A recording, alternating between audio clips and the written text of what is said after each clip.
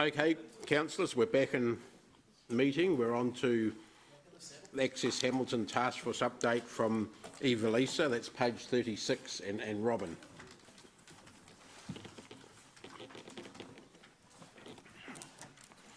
So, Eva-Lisa, floor is yours. Or Robin, up to you. Yeah. Sorry.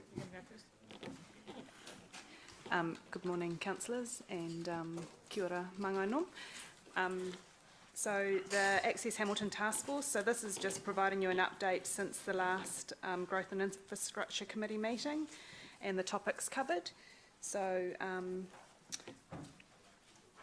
one, if we fall through to the parking activity report,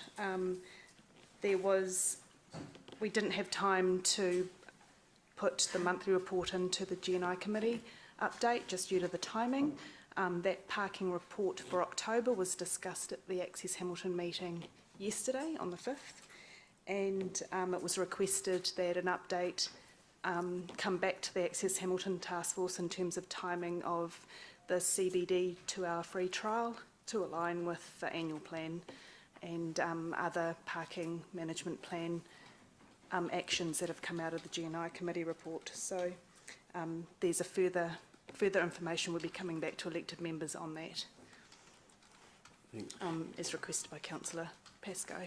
Okay, just before we go to questions, just two notes on the first bullet point in paragraph 13, Cambridge Road to Waikato Expressway, or WEX, as if you see those initials, that means Waikato Expressway. Oh, wonk. Anyway, there was a discussion at Access Hamilton yesterday which agreed that what we should be looking at along with NZTA there is the Waikato Expressway all the way through to the new bridge where Wairere Drive intersects with Cobham Drive. So in other words, the entire length and some of the adjoining roads. So we should be looking at how transport moves in the whole area. So not discussing it, just saying that's the scope of what's being looked at, and there'll be some responsibility for us and some for the NZTA there.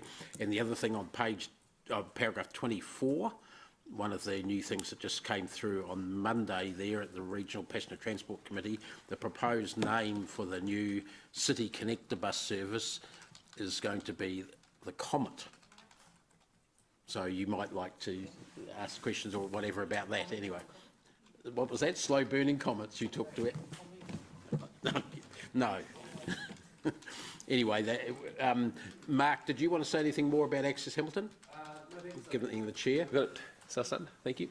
Robin, have you got? Okay, so questions on that. That's the whole of it from paragraph 12 through to 24. And Gary's first. Thank you. Excuse me. On paragraph 13, which is on page 36, we talk about streetscape beautification and verge maintenance. I have been somewhat heartened by a development on the roundabout, coming off the Fairfield Bridge onto River Road, and I've grizzled before about the vegetation there that's quite high, and I think is actually a safety risk. That's been changed, however, is the plan that stuff will just grow up again. Because I'm happy at the moment. I mean, and honestly, this is in the context of, I'm not a supporter of course I'm a supporter of no one dying on the roads, but I'm not a supporter of zero, whatever it is that we're talking about. But that is to me is a practical way of reducing car incidents. I don't have the details for that specific site, but I do know that this time of year they're out there, with the spring growth and that sort of thing. So is there any move to, and I don't know if it's policy or not, but and I'm all for pretty streets as well, but I don't think that putting a lot of vegetation on the roundabout, and particularly the bit that I don't know what you call that, but the sight lines as you approach. Yeah. I don't think there's any value, and in fact I think it's dangerous that you lose your sight line on that, and you actually lose the whole benefit of the roundabout. The roundabout is supposed to allow smooth transit through that intersection without having to stop. What happens? What well, what happens for me, and I assume for everyone else, if you're a responsible driver, you can't see. So you lose the whole, because the vegetation stops you seeing who's coming from the right, so you just have to stop, whether there's someone there or not. So A, I think there's a cost saving in not maintaining the vegetation. B, I think there's a real safety benefit of not doing. Now, like I say, I'm not a roading expert, so there must be some research. So do we have policy that No, governs the height and we don't. visibility? We don't have policy. We follow the Austroads guidelines, which are around there's 3 different locations that there are site visibility needed. And it's a balance between providing a smooth and efficient, so being able to pick your gaps easily. It's a balance there with making sure that cars are not taking on the roundabout at too great a speed, so that if you have an interaction, that they're at lower speeds. So there's some standards around that, and I know that there's been some work done with the landscape team around making sure that we are complying. Because I have heard the theory, and I think Chris explained it to me, or maybe I put words in his mouth, but anyway, is there a theory that you want people to stop because you want to create uncertainty? And this might be a valid strategy, but I think it's really important we get it right, that you want people to stop at the roundabouts because they can't see, and that obviously then you've got the car stopped, but you've lost the entire purpose of the roundabout. The visibility is at about 9 metres back from the limit line, so that you are getting people to slow as they approach, and then they're not making those decisions too early as to whether there's an appropriate gap that they can slot Okay, into. so my point is, are we deliberately growing vegetation so that people, to create that uncertainty which hopefully causes a person to slow down, whereas I think that's, okay, just answer so that. it's a balance, I guess, that they certainly, the landscape team are doing a lot more work around choosing varieties that don't need so much maintenance to keep them at the right levels. So there's a species selection work that they're getting increasingly good at. More vegetative racism, eh? And then there's obviously the ongoing maintenance to make sure, in a lot of places we've got existing vegetation. Everyone will be aware that the agapanthus are about to burst into their glory. So we've got locations where we need to just get in and do some work for those to make sure that we're maintaining the desirable sightlines. Thank you. There's one of the bullet points is cycle separators. Is that this new thing I've seen on a couple of roads, which are those yellow Yes. Okay.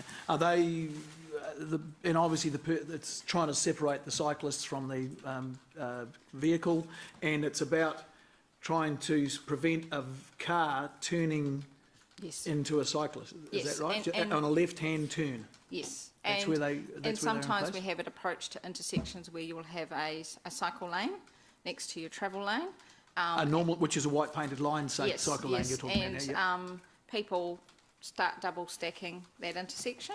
What does that mean? So they end up side by side, so it's actually only a single lane for vehicles and a So you get a cyclist and a vehicle. No, So- two car lanes will form, but there's actually only one painted on the road. So you end up with a second car parked over the cycle lane. So it's about So trying someone's to make actually sure that- outside of a lane that they should be in. Someone's Correct. breaking the law there, aren't Yes.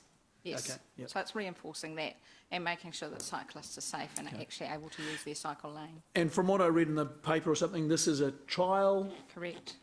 and forgive me, how long is it lasting for, and when will what are the measurements we're taking? So we are doing a number of things. We went out and did some work prior to installing them to identify that there was actually a problem. So we've been looking at complaints and that sort of information. And we've put them in. Now we're looking at primarily complaints, but also going out and observing and making sure it's actually addressing the safety issue that we had identified. And what is the nature of the complaints you're getting? The complaints that we were getting were from cyclists being unable to get through and use the marked facility that was in place for them. This is prior to putting up these things, you mean? Yes, Yeah, okay. and now we're getting compliments rather than complaints. Okay. These have been trialled. We're not the first people in the world to do this, am I right? No, Okay. they're being used increasingly in Auckland and Christchurch, for example. And a lot of the Christchurch rebuild, they're actually setting aside the space, so they're actually putting a permanent type facility, like an island, concrete island or something like that in place. These are relatively small, easy for us to put in place, low cost.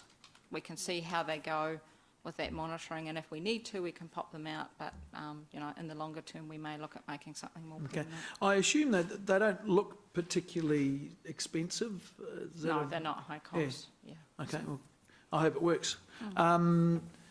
Just number 15, paragraph 15, what's the nature of the parking management plan we're talking about here? So this was following on from the discussion at the last GNI, 23rd October.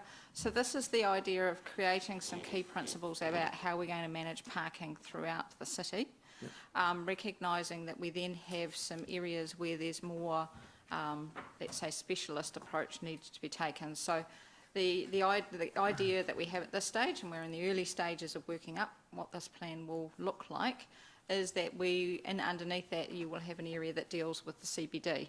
So when we make decisions around the 2 hours free or whatever we move to, that would sit in there. That we Okay, have so this some- plan will subsume the work that's being done with the free parking. Yes, so plan. that would become a subset of that, and along with dealing with like hospital and Chartwell Okay. and those sorts of areas as well. On paragraph 19, you talk about travel plans. Is this a new document? No. So it's this been- isn't the traffic management plan where you ask someone to do when they ask for a resource consent. What's a No. travel plan? So a travel plan is basically where we're asking the employer in that particular location to look at what opportunities there are for encouraging staff to carpool, walk, cycle. So part of that would be making sure that they have facilities where you can safely lock up a bike, where you can have a shower and store your clothing and that sort of thing.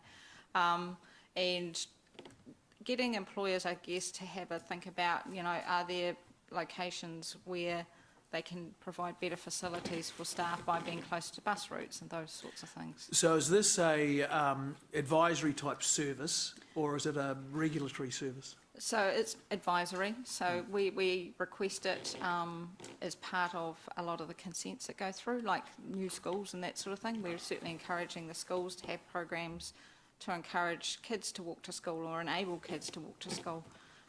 And people in my team can help work with them and find opportunities to Okay, assist. but just stressing, it's not, so we don't have power, we No. just ask advice, give advice and that sort of stuff. Okay, thank you.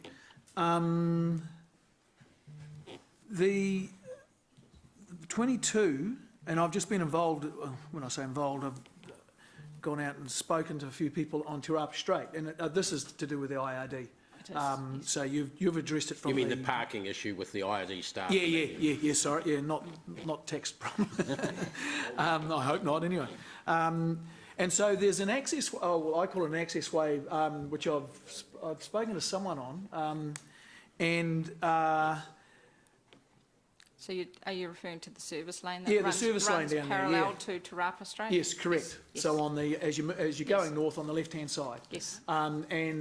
There's some complaints there about IRD people parking there all day, and I guess they're allowed to, so that's cool. But it wasn't expected. So these people are now say they're struggling because there's just no car parks now there because we don't own that. That is a Hamilton City Council owned access way. The service lane Yes, is. sorry, service lane, a lot of the businesses then subsequently have their own private parking, Yes. and it's not necessarily very clear to people going through there where that change point is.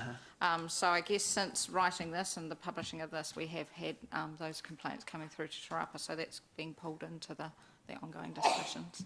Okay, so we're addressing. Well, we won't get an answer, but we're doing some work on it. Yes. Okay. Paragraph 23. The wording is we will continue this work with residents in IRD and we'll look to have additional no stopping requirements. Does that mean no parking requirements? Yes. Yes. Okay, so Yellow that, lines. because no stopping's kind of you're on a low, yeah, okay.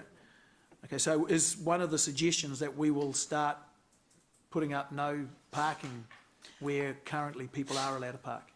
Yes, we've got a couple of cul-de-sac heads in that area that are now getting, because of the demand, people are now deciding that they can park there. So we've got some locations where, for safety reasons, we will be looking at putting some no stopping. We're also No stopping or no parking? well, no parking, the yellow lines, so Okay. it's no stopping at any point in time. And we're also looking for feedback from the residents, whether we look at some more time-limited parking, which has an impact, obviously, on the workers. But depending on what you put in there, it could be that, you know, the workers just pop out for a smoke break or whatever and start moving cars around. Because So it's we've just gotta unusual manage for that. us to be regulating parking in anywhere other than the CBD, isn't it? No, No? this is very normal. Oh, okay. Yes, And we do have the right to... yes. Okay, all right. Thank you. Thanks, Gary. Martin, please. Fantastic work, particularly keep up the beautification in accordance with Oz Road standards, of course. Fantastic with cycleways, Question, marvellous. please. Okay, the question is number 22. Can you confirm this IRD building is the same building, or the same department that the previous government allowed them to move out of the CBD into Te Rapa, presumably because all things like parking would be sorted out? Is this the same outfit? The IRD was in the CBD, Yes. and they moved. The previous government wrongly let them move out of the CBD Just to the Te Rapa. question, just the question. Well, the question is, it's carrot and stick. These guys, the IRD moved out of our central premises, and now they're visiting issues on those neighbours. All right. I presume one of the reasons they claimed to go to Te Rapa with the previous government was parking would be easier. I wouldn't be able to comment on. Well, I guess the question is, how assertive are we being with the IRD? Because frankly, they need a big stick. Now, just the first part of the question Right. was fine. How assertive The are big we? stick bit can be No, left. no, I realise that's illegal. I withdraw that comment. We mustn't do that anymore. But, you know, how assertive are we being with the IRD? So we're working closely with the IRD, and we're also working with the property owner, and had a meeting with them on Tuesday, and we had several of Jen's team from the planning side to also make sure that they're fully compliant with their consent.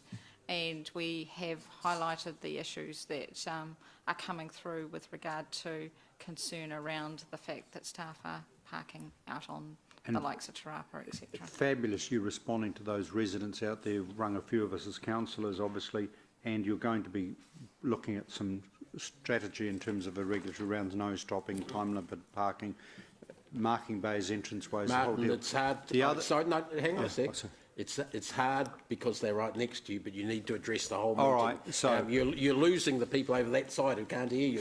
I don't know if And they want me... They're hanging on your words. Yes, I don't know.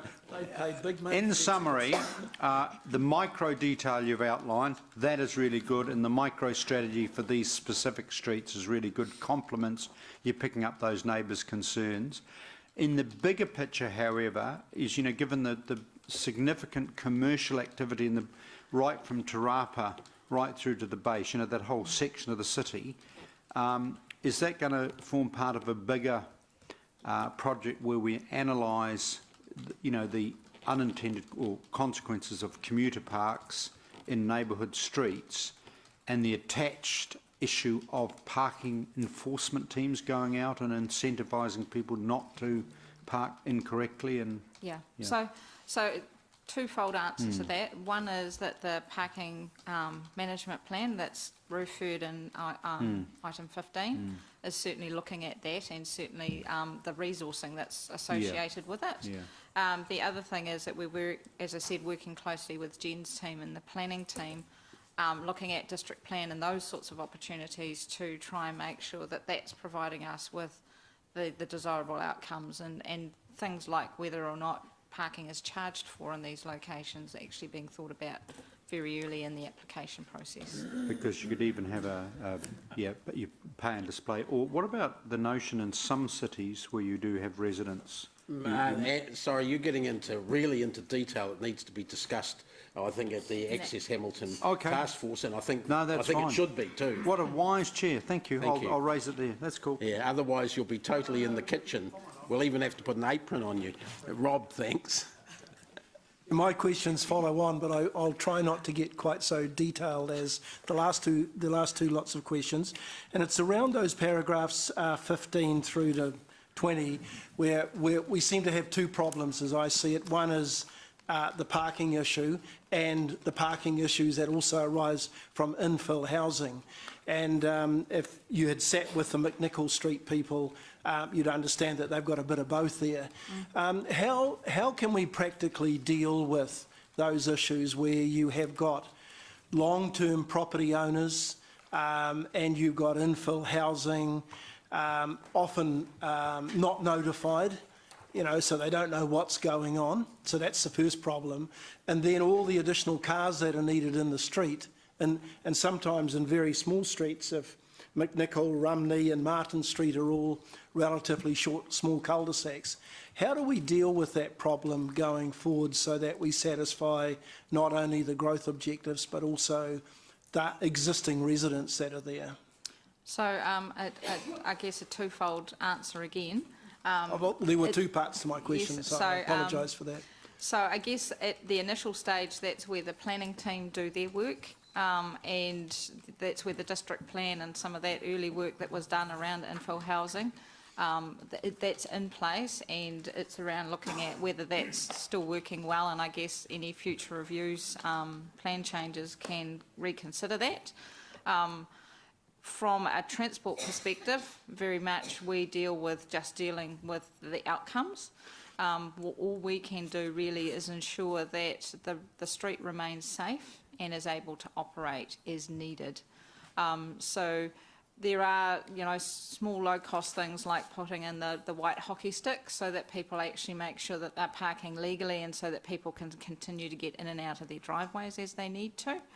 And then it's looking at how we lay out the parking in those streets so that we manage speeds. So I know that we often get requests for just no stopping down one side of the road, but that actually opens it up and increases speed. So it's looking at how we can actually manage that parking so that it operates safely. We can still get emergency vehicles, service, you know, your rubbish trucks and all those sorts of people in to do what they need to do. Yep. But at the end of the day, the street is public and it is available for parking. So how do we coordinate then if we have infill housing happening in a particular residential area, and quite significant, because I think if you look at Manning Street and look at what's happening around McNichol Street, we're bringing more cars into the street if that infill housing results in the 2 to 3 cars an average household's got. Do they do management, like traffic management plans before they get their consents? Because as I understand it, the consent process for infill housing is relative, you know, is a lot lighter than it would be for a major building development elsewhere. I can't comment on that because I don't get involved at that at all. But aren't they creating a crisis for you at the end? I think we're getting into an important issue, but not one we can do a lot here. But I'm wondering if we set that also onto asking staff to, planning staff as well as transport staff. Well, yeah, as I see it, Chair, there's different silos operating here, and it's a matter of getting the silos to work but I think the detailed work needs to be done. We need to be involved in that, but we're probably at the Access Hamilton thing. We need to get on an early agenda. And I think it's also that's the sort of thing that parking management plan gives us the opportunity to explore that and really identify the opportunities for, you know, increasingly being involved in some of those things. So that parking management plan, it's certainly dealing with this infill and those, you know, and increased commercial activities and the overflow are the sorts of problems that we want to pick up and have some good discussions around in that development of that plan. So is it fair to say this plan... I was just going to get Jen to follow that. Yeah, sorry. So I was just going to comment on your point about infill housing and parking.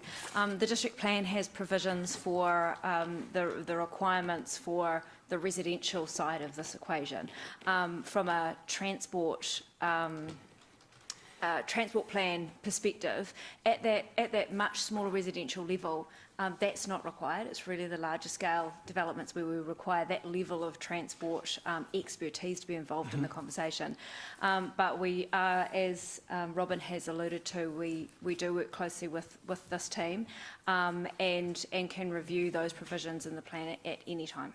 But isn't one of the outcomes that we tend to get more cars per infill housing unit than we might have expected to get, and that is inadequate parking within the property, so they park out on the street? Yeah, Rob, I don't want to... We need to have those sort of questions discussed, but not here, I don't think. Okay. Yeah. And my last question, which I'll try and hope is a very general one, do you think this parking management plan will need to consider different options that we haven't previously considered? And I'm thinking here of Deputy Mayor Gallagher's comment about maybe permits for, resident permits and so forth to park on the street. Is that... Yes, so there is an expectation. Our traffic bylaw has provision in place to enable us to go into a residence parking scheme. But there could be others too, other means that we haven't previously implemented or explored. Correct, and I would see that would be looking at those opportunities, but also making sure that we understand the implications and the costs associated with that. Yeah, sure. And it's such a widespread interest, this topic, I suspect that we might, as well as the Access Hamilton Task Force working on details, we probably need to chew it around in a briefing that all councillors are at, just to get a feel of the council's flavour as well, Rob. Yeah.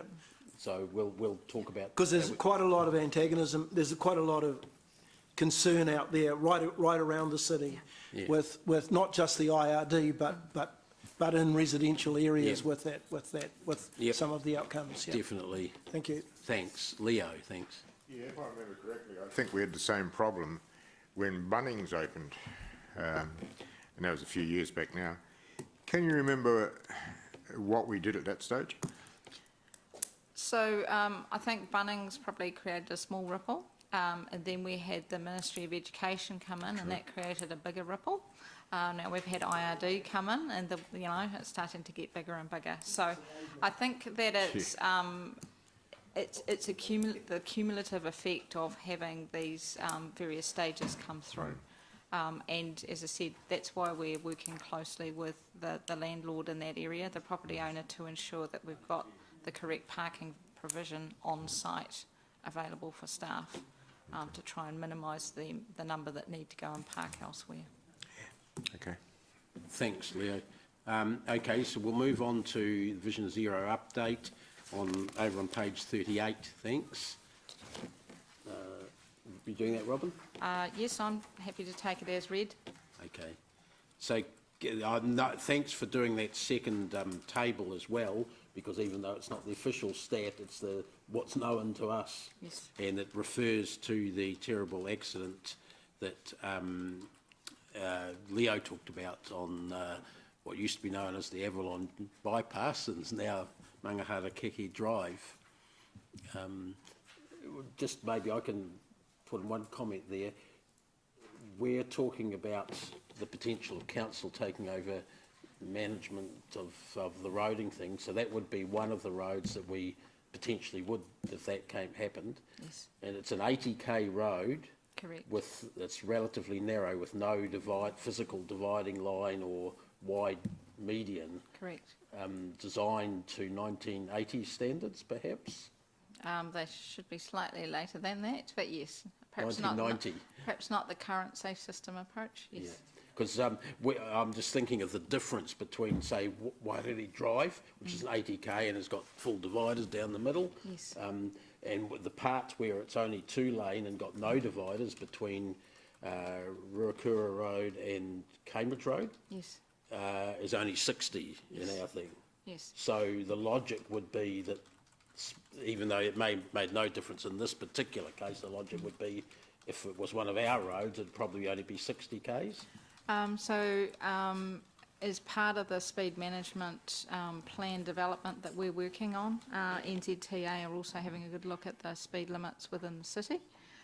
So that's one that we can highlight for them. We're hoping that when we go out to the community about the speed management plan for Hamilton, that it is truly a full Hamilton plan and does include state highways. So that certainly will be something we raise with them. Thanks. Gary's next. Thanks for, excuse me, thanks very much. Just, I'm interested, there is no cause put down in these things. So, you know, it's all tragic, but there's nothing for us to go from, you know. So these. So, I would expect to see, you know, driver drunk, police chase, driver tired. And I don't know if you can get all that information. I don't know how accurate that stuff is, but if it is, it would certainly be more useful to us than to know the ethnicity of the drivers, of the deceased. Okay, so Which has no impact at all, no cause and ethnicity effect and at all. age was requested at the last meeting, so that's why that's been added. Can someone, so someone's obviously asked for that, so I just wonder if whoever that was could, is there because I'm missing something clearly, what's the rationale there, if someone could? So I think what it does do is it helps us to identify when we're going and doing our education type campaigns, or where we're working into community, whether there's some specific opportunities, some target groups to work with. With regard to more detail. Okay, so can I just comment that it's not working anyway, because you've got two Europeans and the rest are unknown anyway. So the difficulty we have at this stage, and it answers your previous question with regard to the amount of detail, the detail we have here is basically what's provided by the officer who has attended the crash, and it's within about 12 or 24 hours of the crash occurring. It then has to go through a full serious crash investigation where they look at all of the various causal factors, and often ends up in a coroner's inquiry before there is a final decision made around the exact facts around that event. And that can take a number of months, could be a year or so. So this provides a quick overview, I guess, of the events. It doesn't have the causes associated. In time, that data will get into our database along with all of the serious crash and minor crashes, and we use, through the crash analysis system, we go in and do investigation, and that then starts giving us data around whether it's drunk driving, fatigue. So will we ever get a report that gives us some, and I appreciate this is not a precise science, but you know, you're going through a coroner's process, and that there will be some, you know, objective evidence listened to and things like that. So the coroner, I assume, will make his best judgment as to the cause, and there may be multiple causes, but in terms of a body that is charged with trying to get road deaths down to zero, with all due respect, this report doesn't give me any help at all. In fact, one of them I know was a horrible tragedy where a car rolled backwards in a driveway, which is a freak accident, you know. So, you know, I just don't think, I mean, in terms of telling us about the number of deaths and where they happened, that's about all it says. But it's nothing that I could, or I don't think anyone here could find useful in trying to remedy the issue. So we're more than happy to provide that information. So we can do analysis on, say, the previous 5 years fatal and serious crashes and give you some key themes, groups and that sort of thing. Well, that would certainly be useful for me. I don't know about other members. It won't necessarily include these crashes. And I appreciate you probably don't have the information for these yet. I don't know. That's correct. Yeah. Okay. But we can go and do that. What we would do is do that sort of once a year perhaps, because that data doesn't change dramatically from one year to the next, particularly when we use that 5 years worth of data. But happy to provide that. Thank you. Yeah, no, that's a very good answer. So you're just confirming that obviously where a coroner's report finding is relevant to us, then that's reported back to us in terms of if the coroner's report identifies some issues of lighting, road design, something that may have contributed to driver confusion. Yeah, so what we certainly work very closely with the police such that we're not waiting on a coroner's report. If they have any concerns or have identified anything in their initial investigations, then we're working closely with them to address that, because, you know, the coroner's process could take 12 or 18 months, and if there is an issue out there, we want to get that dealt with as soon as possible, not wait for that. And this is not at all judging any particular recent utter tragedy, but if hypothetically you have a 80 K zone and you only have, you know, oncoming with no median barriers, even if one of the drivers has not made the momentary mistake but is utterly a you know, like driving in such a way that they cross a centre line, for example, is there any work we're doing on that? You know, like, you know, if you have a 2-lane, no median barriers and we're allowing 80 K, looking at that risk? So certainly as part of the speed management plan, that's the sort of thing that we'll be looking at. So in the past, Hamilton City made the decision, particularly in our rural roads where this is most applicable, to reduce the speed limits down to 80. And I think moving forward, and certainly the councillors that attended Traffins will agree that, you know, the understanding of the impact of speed and looking to try and achieve lower speeds where there is the potential for a head-on type crash and therefore big benefits and reduced speed are the sorts of things we're looking into. And obviously, with reference to the last listed utter tragedy, unbelievable tragedy, just doing some analysis on that, because there's obviously, is there any other aspect of road design that could have prevented, you know, like that? I'll be interested in that coming back to us. Yes, so I guess as Councillor Dave pointed out, that is state highway, so they will be doing that work. We'll be working with them, and a lower speed limit is a possibility. And we lobby. Yeah. Thank you. The operation of electric bikes and scooters on page 39. Thanks. So this is really just a quick update for councillors to let them know that we have been approached by a couple of operators of electric bikes and scooters and some non-electric bikes now to operate in the city. What we're doing is gathering information from the other cities who already have these folks operating to understand what sort of requirements they have in place, but also to understand the issues that they're having so that we can make sure that we address them. We will be pulling together a standard MOU type permit agreement that we will use for anyone who has either approached us or is looking to approach us in the future, so that we can manage that. And happy to take questions. Okay, Gary, thanks. Thank you.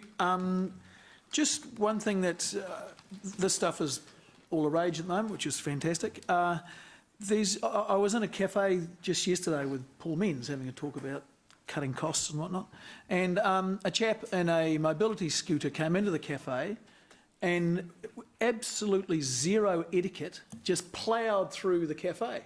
Now, I don't know that this is a matter for the council or not, but the behaviour, and I'm concerned that the same thing will happen on our footpaths. I know as a kid, you know, we were forever being, you know, police cars had come past you if you're riding your bike on the footpath and tell you to get off the footpath. Yeah, so fair enough, and you did, because when you saw a cop, you crapped yourself. Especially when it was Leo. But I'm just concerned, especially when it was Leo.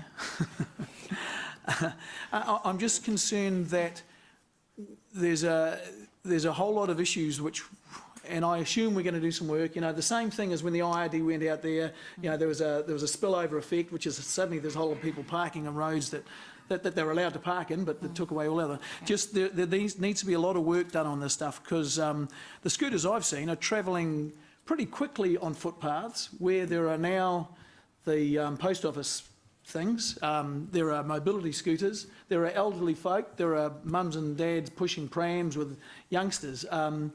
We are getting close to something sad happening on a footpath, I think, and I'm all for innovation and that sort of carrying, but I just challenge that it is almost impossible to get any degree of separation. Is there a question here? Yeah, I'm wanting to know how we're going to address these things. If you listen, Rob, you'll get it. It all makes sense. And Rob, you can do a point of order, but not a cross-table question. Same, Gary. Please. So question. I just hope we're looking at these things, and hope the members around the table look at these, consider these things. Yes, that I guess is why we're looking to talk to our counterparts and other places where they have this to understand those sorts of issues. And it's also issues such as where the various vehicles, if you'd call them that, are left, and making sure that they're not creating hazards and blocking footpaths and that sort of thing, and making sure that we are keeping the operator responsible for. Because you dealing with understand those. there's a complete contradiction to No, what... Gary, question? Yeah. You do understand that it is a complete contradiction to what we're doing on the road. We're trying to rightfully do separation on the road. Gary, We're now Gary, lumping Gary, everything into... Gary, Excuse me, David, no, this is a matter that excuse me, Gary, matters. I'm the chair, and you've been asked to ask questions. Not, So hang on, how do you no, address... Gary, when I'm talking, you be quiet. That's how it works. And when you're chairing, I'll be quiet when you're talking. You don't give a big long speech and then ask a question at the end. Just ask a succinct question. You can ask what you're after in a succinct question. How Please. will we address the separation issue on footpaths?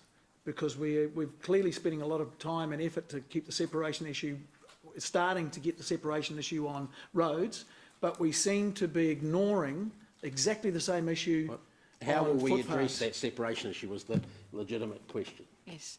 I think that's something that we are going to have to consider. Obviously, we've been doing some work around having more shared paths. Without knowing the answer yet, it may be that we limit their use to shared paths only, or where there's cycle lanes and that sort of thing. So I guess it's about understanding what are the real versus perceived issues that are happening, and also having appropriate perhaps trial period monitoring and those sorts of things in place so that we can have a degree of comfort around ensuring that we don't end up with safety issues. Is there any concept of a speed limit on the footpath? No, not that I'm aware of, no. So at the moment, a person can go possibly faster than you could on the road on the footpath. My understanding was that it was something that had been considered some years ago with the likes of mobility, the increased number of mobility scooters. Councillor Leo may be able to, I think it's something about a reasonable walking I think, pace. hang on, I don't want conjecture. If we don't know, let's Yep. find out and tell people. Okay? That's a good question, and we should report back on it. Okay. Thank you. Thanks, Gary. Leo, thanks. Through you, Mr. Chair. Robin, has NZTA come up with any definitions of all these new vehicles which are out there? Because once upon a time we used to have the definitions of motor vehicles and we knew what we could do. But things are getting pretty confused out there, I think. Do you know if they're doing any work on these type of machines which are coming out? My understanding is that they are, because they are also aware that, the legislation and guidance is not keeping up with all of these new things that are coming through. And that's some of the work that we want to do, is to understand where that's going and therefore whether that would impact on the sort of agreement that we put in place with the operators. And I noticed that in our fatal stats there was 2 of these were actually pedestrians who were walking on a road. Is that because it's getting too dangerous on the footpath? I know you can't comment on that, so don't worry about it. In the case of Tasman Road, there is no footpath. No. Grassfield, Chair. Okay. Yeah, Mark, thanks. Just briefly, Robin, with regards to Lime scooters in particular, I presume that's what we're heading towards here. What's your discussions been with the likes of Christchurch and Auckland, and how's their experiences been? So my team have been doing that, and I've yet to catch up with them. Okay. For those that weren't at Triffin's, we had a presentation from the Christchurch roading engineer, and they seemed reasonably comfortable with how things were operating there. But I would note, particularly in their CBD area, that they've been going through a major rebuild, so they have been looking at providing better separation for all the different modes that they have in those areas. So their situation's perhaps not as reflective of others throughout the country. So they're the sorts of things that we need to really understand. And so what was the feedback from Auckland? Because they've been most vocal about it, haven't they? Yes, I think that they've had some good news and some bad news, and it's just about working through understanding some of that. So, there's been a lot of media coverage, and it's about getting in behind that and actually understanding the full picture. Yep. So. And I think it was Gary that mentioned Paxters earlier on. Have we had any update on how they're going? So the Paxters are a slightly different situation, where they have to get approval through the road user rule. So we've been in a trial situation with them for the last about 12 or 13 months. We've done a lot of work in regard to monitoring of those activities, which has included general public surveys through Have Your Say type opportunities, through the various advocacy groups, CCS, Disability, Cycle, Waikato, those sorts of groups. So we've been doing that along with actual on-site observations at key locations where we would expect to see potential interactions happening between Paxters, people with mobility needs, and everything to date has been good.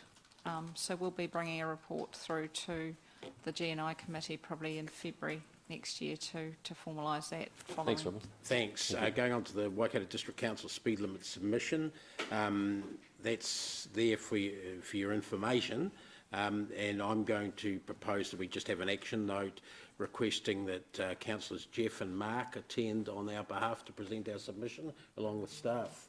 If that's, unless there's any objection to that, they've been involved in preparing and discussing the issues at Access Hamilton. So, is that please say if there's any objection to that. Are there any questions about the submission itself for clarification? If not, I'll just move on to the next one, which is the schedule of reports. Note in 41 at the bottom of that page, 2 reports that were scheduled to come up today aren't, 3, sorry, and the reasons for that are here. You can ask Eva-Lisa any questions about those reasons, I guess, but that's the plan otherwise. If not, we'll, the public transport operations, we're leaving until the regional council is here. They'll be here for the discussions, hopefully from 12 o'clock onwards, including the growth corridor, the rail, and this. So we'll skip over that one. Go on to the Gordonton Road corridor, the GM Development, who's not in here at the moment, and should be. So, Eva-Lisa, are you able to handle that? I'm happy to attempt to answer any questions. Okay, so questions on that, there are usually a few on that, page 41, paragraph 51 onwards. Siggy. Yeah, thank you, Mr. Chair. Just a quick question. On paragraph 53, on the compliance of motorists with temporary speed limits, what can you do? I mean, how can you get compliance? I mean, the safety, you're talking about safety, and what else can you do? I mean, you're doing already as much as you can with 30 kilometre and all that stuff. So is there anything else you can do to get compliance? So we're certainly looking to highlight the issue, the risk, I guess, and around using communications and that sort of thing. And we've also been working very closely with the police to actually undertake enforcement through the site as well. Okay, thank you. Thanks. If there's no other questions on that, thanks staff for doing all the work that's happened in that area, and now that we've got support from NZTA as well, it's sort of legitimised the expenditure we'd already started, so that's great. So, councillors, I'm going to move that the GM's report be received with the exception of the public transport operations section. So seconded by James. Any discussion on that? No, we've got that. Sorry, Gary. Yes, certainly. This is quite a lengthy report. James, yeah. You want to? No, sorry. I didn't look at my list, Gary. You're going to have to get on the list. Mark's first. I can go after Gary if you... Oh, Gary, look, he's ceded to you. All right. So just tell us who's speaking. You. Okay, all right, thank you. This is a reasonably lengthy report and has a lot of stuff in it. Is there anything in this that is a proper decision? All we're doing is, this is just information, So there's nothing in here that approves anything other than what's already been approved? Correct. Yeah, okay, thank you. The issues like the rail, for instance, we've taken out and done a separate report because there are decisions. Where there is a involved. decision to be made? Yes. Okay, thank you, Dave. Yep. Thanks, Mark. Cool, thank you. Look, I'll be brief. I just want to recommend to people that The Access Hamilton meetings are happening frequently. We're looking at every 3 weeks next week. A lot of the questions that have been asked today... next year, beg your pardon, you're right. Next year, a lot of the questions that have been asked today can be really booted around in that forum. We're getting really good buy-in from, in particular, Anurada from LTNZ, who's NZTA, who's coming along to hear that dialogue and putting their point of view across. So we're shortcutting a lot of stuff through some really good dialogue. So a lot of the questions on parking, a lot of questions on speed management, etc. Please come along and make your challenges and make your points, and in that forum, and that means this forum can be a heck of a lot quicker. So thanks, Mark. Jeff.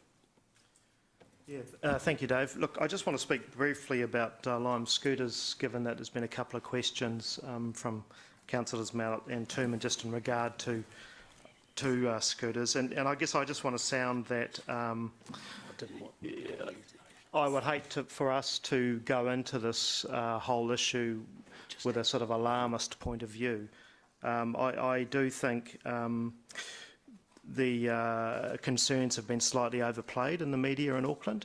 At Traffin's Christchurch, when you heard the manager from Traffin's talk about it, he was far more relaxed about it, and Robin has pointed out the fact that their street architecture is slightly different there.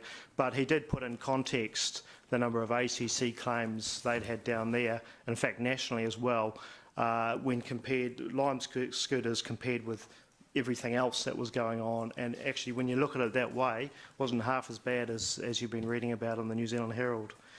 And I would like to think that we can sensibly but calmly talk about this issue when it comes back to us in February. These are new things, and new things often scare people or concern people. But my view is that these things often take a while to bed in, and it takes a while for people to get used to it. But I think my feeling is, having seen them in Auckland, that it's not the end of the world. The sun's still going to come up tomorrow. And I think we had a presentation from the Lime Scooters guy, and Mayor Andrew raised some concerns about helmets and his desire to see helmets. And the guy was very receptive to that. And I got the impression that they are going to do their very best to make sure that they accommodate any safety concerns that we have. So really, that's my message. I actually think they'll be great for the city, and I will welcome them when they come. And but I am happy for us to have a really good conversation in February about how we accommodate any safety concerns. Thank you. Thanks very much, Jeff. No further speakers, so I'll just put the resolution on to the voices. Those in favour, aye. Those against, carried. Thanks. Councillors, I had wanted to go on to, it's about 6 minutes to 12, to the Hamilton to Auckland Corridor Plan update, but Blair's not here at the moment, which is a bit of a problem. So does anyone have any idea when he's going to be here? Because it was definitely going to start at 12, and that was the agreement, and we're only just text him. Oh, thanks, Jen. Is it my understanding he's on a conference call? No, but he knew this started at 12. Okay, we're going to do the Peacock Strategic Transport, and we may suspend that partway through, because I don't know how long that's going to take. So, Chris, are you okay to start on that? And thanks.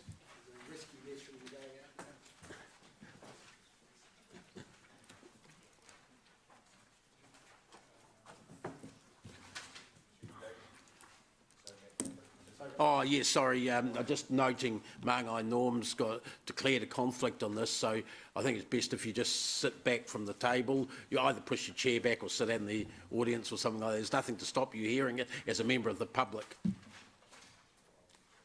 Yep, fine, thanks. Yeah. And I've noted that if to Norm that if he has any questions or issues he wishes to raise with staff, absolutely no problem doing that. It's just the participation in the meeting is a potential issue. Okay, thank you. Chris. Morning, councillors. So we've had a briefing, councillors have had a briefing on this report. So my proposal would be just to take the report as read and happy to answer any questions on it. Rob, thanks. I'll just finish my mint. I could see you trying to wait and see. Paragraph 15, Chris. Is there a real concern that we could have a significant budget overrun, given what we're hearing about the potential cost of land, the mitigating of the ecological challenges that we've got, and the extensive earthworks that we heard about in the briefing last week, you know, in order to get the heights right as far as the bridge is concerned? So all of those aspects you've talked about, we've understood through the development of this project and our budgets. So our budgets anticipate those challenges. Okay. So at this point in time, we haven't seen anything that would indicate our budgets are inadequate. Anything has changed over and above what Nothing you has changed. previously We've thought? anticipated all of that. I think the thing, land costs are probably something we're just keeping an eye on, but no, nothing that springs to mind at this point in time, which is out of what we expected. Okay, and given this is the first part of the major spend, if you like, on Peacock, how would we manage any cost overruns? You know, is there an opportunity to get further money from the HIF fund, or would we need to go and borrow that? Yep.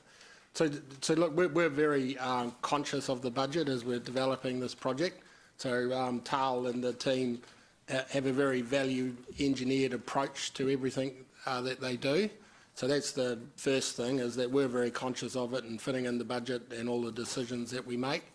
The second thing is, if there are cost over increases in cost, we're in partnership with NZTA, so we're buffered a little bit in terms of our arrangement with NZTA and their subsidy on this project.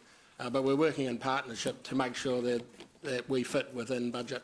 Yeah, okay, thank you. Thanks, Rob. Paula, please. Just in respect to the bridge and its design, we're not into design yet, but we did get a bit of a sneak preview of some of the engineering challenges in getting the levels of that bridge right.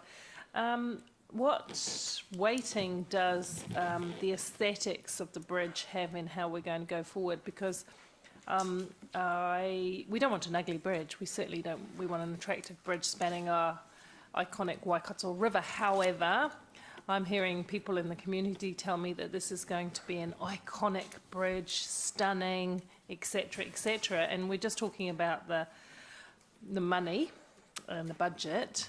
To what extent is the overall look, aesthetics of the bridge a factor? So, look, I'll give an answer to that, and then Tal can jump in. We think that there's great opportunities to create a memorable a bridge, you know, within the budget.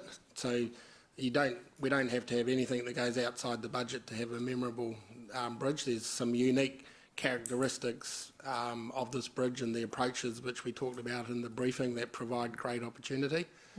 So this report is not really about starting to get into that. It's just about a process of engagement to get to that point.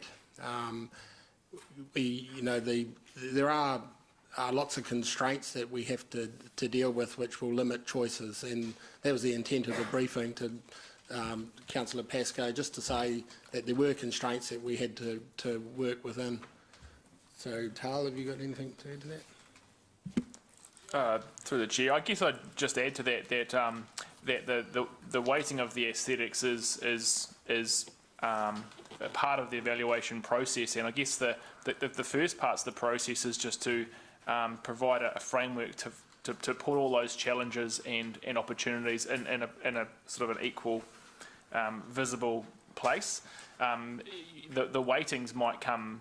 It sort of have to respond to the options that are developed, but I guess what we're saying is it's first and foremost, it's being equally transparent to the ecological, the construction, the financial, as well as aesthetics. So first and foremost, it's a process for transparently considering all the input.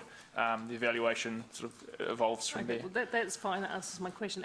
The two parts of the question. Firstly, if I got it correct, can I just check? If I've got to check, it's having a good-looking bridge is totally achievable within budget. And the second part is, at the moment, all of those considerations are in play. The aesthetic sits alongside environmental design, functionality and all that kind of thing. Because I need to know that, because people are talking out there. Some people are talking about a very functional bridge and others are saying, no, no, no, it's going to be iconic, it's going to be an amazing bridge, and others are concerned about what that might cost. So it's good to know that at the moment those considerations are all, it's not evenly weighted, but all in consideration at this point in time. Thank you. Yep, that's confirmed. Yep, thanks. Thank you. Okay, Mayor Andrew, thanks. Happy to move. Yep, and I'll second it. I just had one question myself on paragraph 14, Chris. Paragraph 14, sorry. Yes. I'm noting the iwi and Tangata Whenua working groups. I'm just wondering, you've got two sides of the bridge, potentially two different territories. The Southern Links Tangata Whenua working group obviously is the south side of the river. Is there a joint, are they joining up between the different groups we're dealing with? Yeah, are they part of the same discussion? Yep, I'll let Tal answer that. The answer is yes, I think. Yeah, the answer is certainly yes. I'll let Tal answer it as long as he says yes. Yeah. Yes. That's right. And it does span quite a range area. In our Southern Links Tangata Whenua group, has a wide range of representatives spanning throughout the area.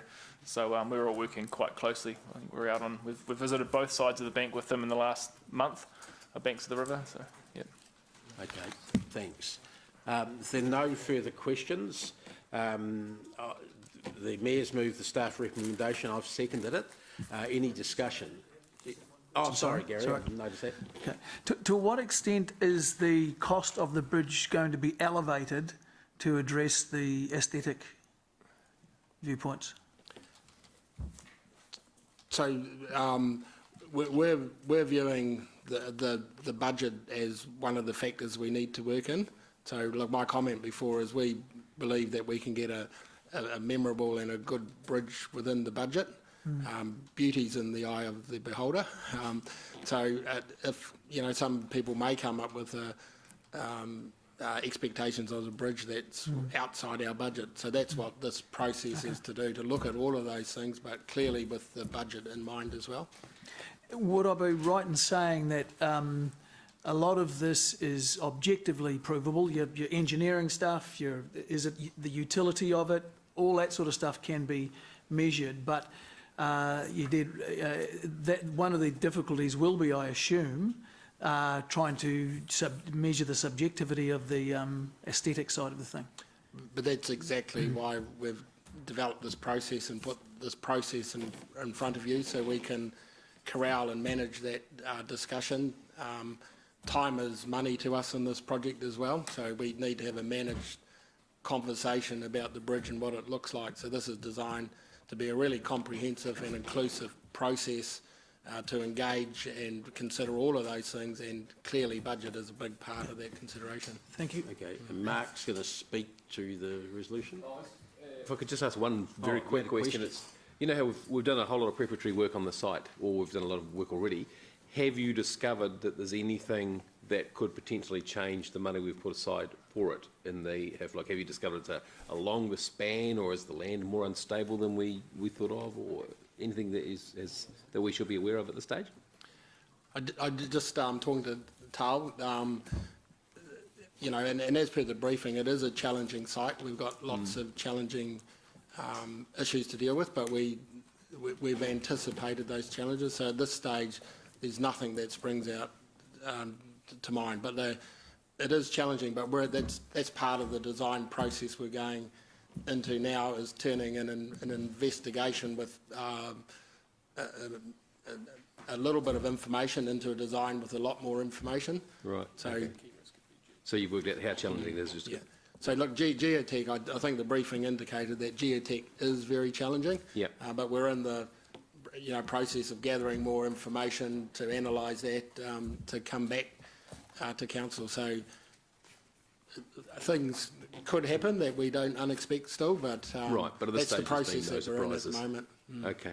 No, that's cool. Thanks, Dave. Okay, I'm going to put the recommendation on the voices. Those in favour say aye. Those against, carried unanimously. Yeah, thanks. Thanks very much. We're going straight back to item 10, the Hamilton to Auckland Corridor Plan Update. And Blair's here, so thanks very much, Blair. Page 86, everyone, thanks.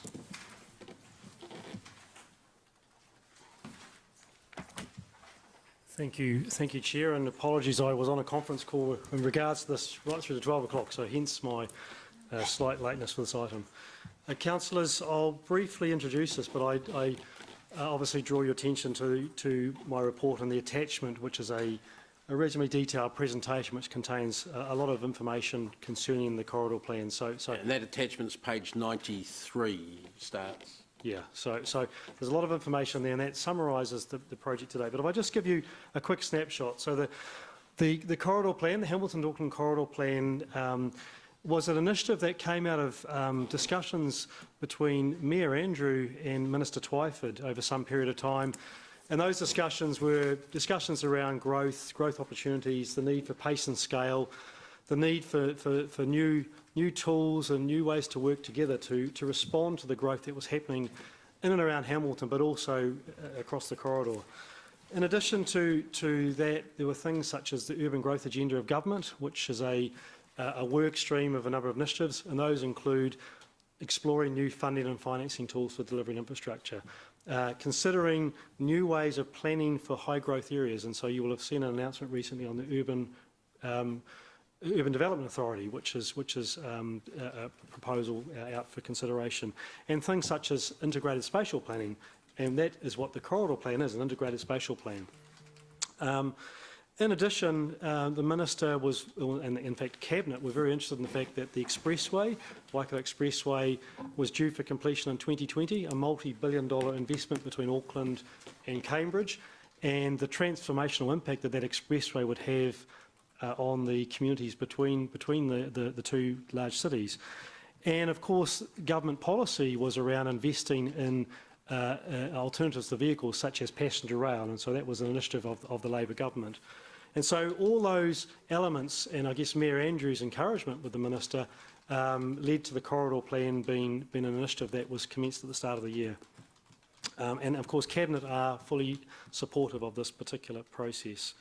The intent of the corridor plan is to bring together iwi, government and local government from Auckland through to including Waipart in the south, along with key stakeholders, and one of those is in the room, such as Kiwi Rail, but of course there have been other stakeholders in government agencies, NZTA, DOC, Ministry of Health, Ministry of Education, Department of Internal Affairs, Treasury, all the key players to look at growth and how we can plan and align all our initiatives together to get the best outcome for our communities, with a short, medium and long-term focus to support the major investments and the major transport investments that I've referred to.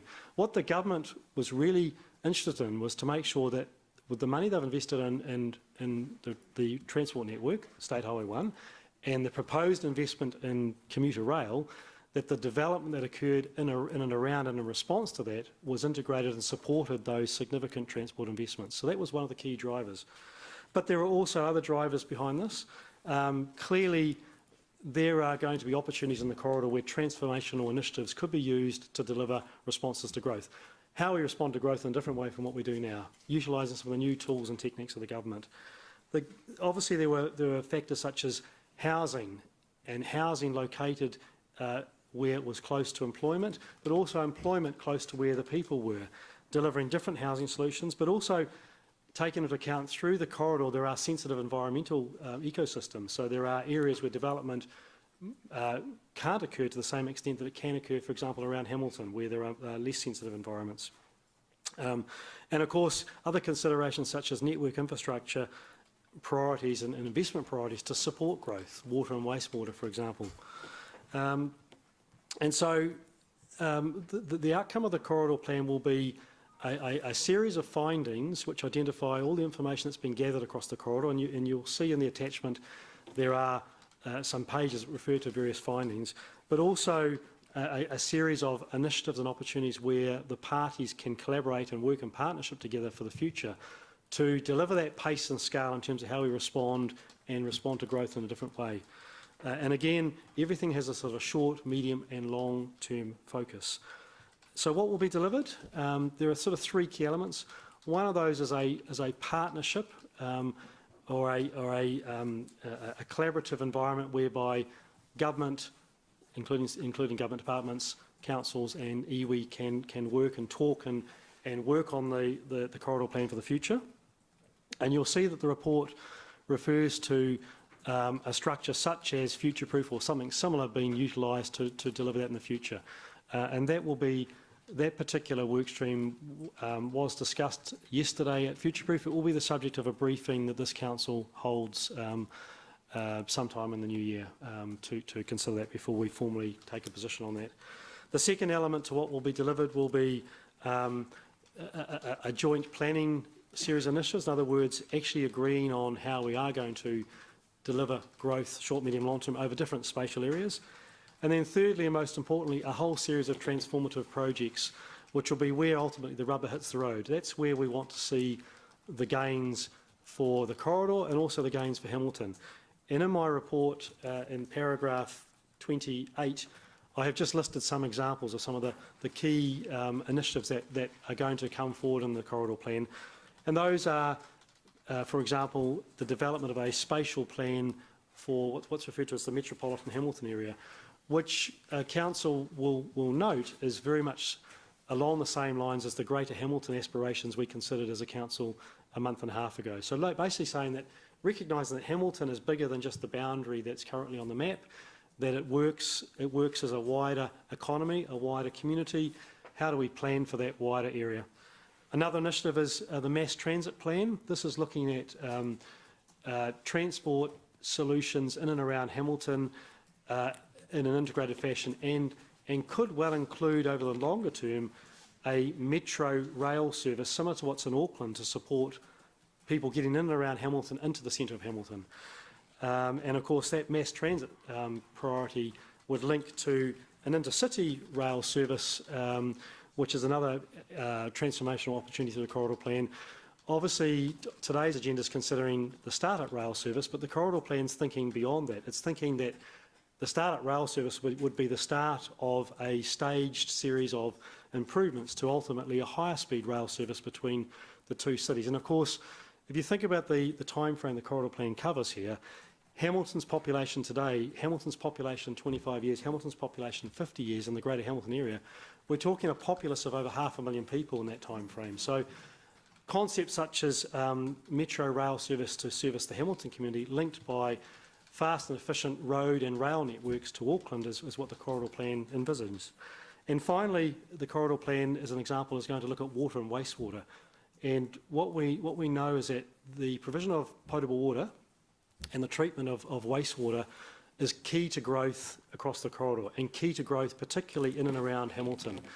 Without a long-term solution to that and taking into account the sensitive environments, the vision and strategy for the Waikato River, the allocation limits on the Waikato River, we need to find joined-up solutions with our neighbouring councils and key stakeholders on how we can deliver water and wastewater solutions for a growing community. So, Mr Chair, that's a sort of a summary of the report.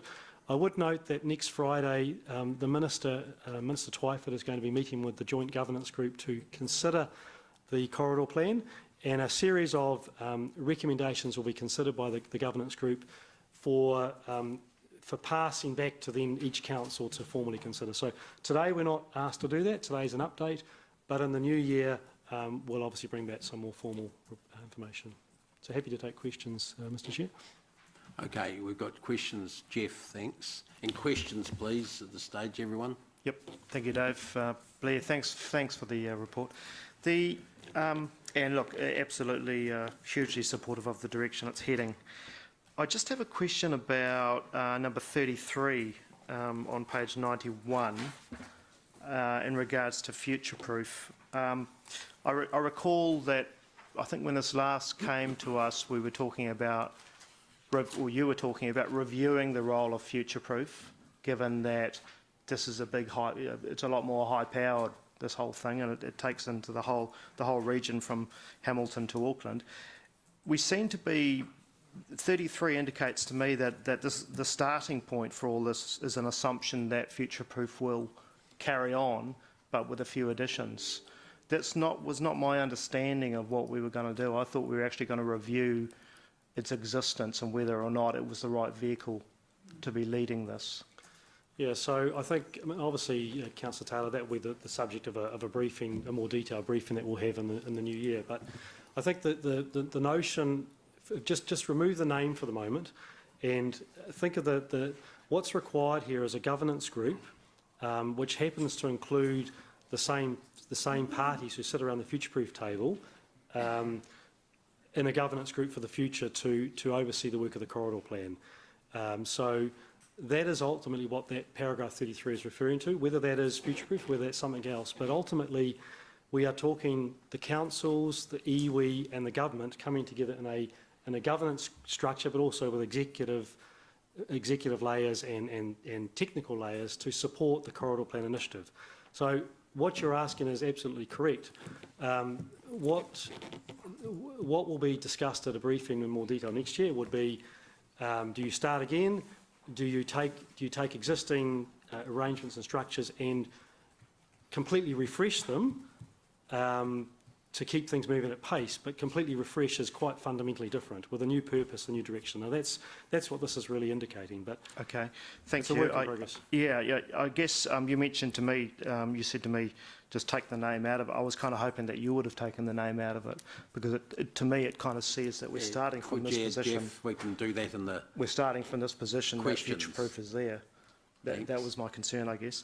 Okay, so I can be assured that we're going to have a completely fresh look at it with no preconceived suggestions that future-proof will remain as it is. Yes, but I think, can I just qualify that, Jeff? The intent of what was written here and the intent of the discussions we have in the future is that under any scenario, we're talking about a partnership with an extended group of people. Absolutely. The same people who currently are in what we currently call future-proof. But it's what the proposition here is that it's inviting the government and other players to extend that role. Can I just, Mr Chair, add into that? So I haven't had a chance to catch up with Blair. I'm trying to actually find some time pre-Christmas for a briefing, just to hear where we're at, to have a further conversation, just so it's fresh in our heads where we're at. And there'll probably be a further briefing next year and then an opportunity to discuss the item in a meeting.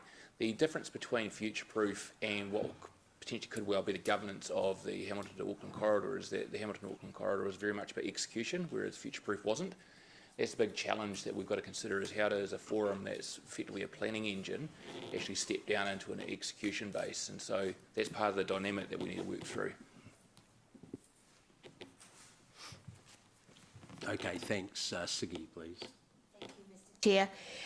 Just to point 19, I mean, everything takes time, Blair, and I like the plan and everything, but can you see that there could be any changes in case there's a new government in 2 years' time? The intention, Councillor Henry, is that the findings from the corridor plan are such that they are relevant irrespective of what government would be in force. So we're taking a view long-term around how growth could and should develop. Of course, there'll be different flavours from a different government, right. But clearly the challenges or the findings that we've identified, I think, are robust. The challenges exist irrespective of the government. Ultimately, it is going to be about, if we are going to respond to growth, we're going to need new ways to pay for growth. We're going to need new, faster ways to plan for growth. There may be different priorities of different governments in terms of where they wish to grow certain areas, but longer term, if you look at the corridor, The areas where growth is going to be difficult are going to be difficult because they're sensitive environments and challenging. The areas where growth is going to be easier to occur, it's going to be then how do we make that growth happen, and is it supported by road, is it supported by rail, is it supported by river transport, where do hospitals go, and where do schools go? Those, I think, conversations are something that would be common to any government. Okay. Just one other thing that just came, I noticed, and you just mentioned it with the river transport. That's one of the things hasn't really been, and I suppose it's not that easy with the Waikato River not going to Auckland directly. That would be great. I mean, has there been a talk about a canal, helping with that? just wondering. No? Look, I think it's fair to say that as part of our workshops, all those ideas have been thrown around. Okay. So nothing is off the table. Certainly there are those initiatives that more clearly jump to the mind, but ultimately the river does go through some of our communities, and potentially over time there could be opportunities to utilise that more. Yeah. Thank you. Thank you. Angela, please. Just a question on page somewhere, where page 92, where it says engagement, community views and preferences are already known to us. Mm-hmm. About this, we haven't consulted on the Hamilton to Auckland corridor plan, so what does that mean?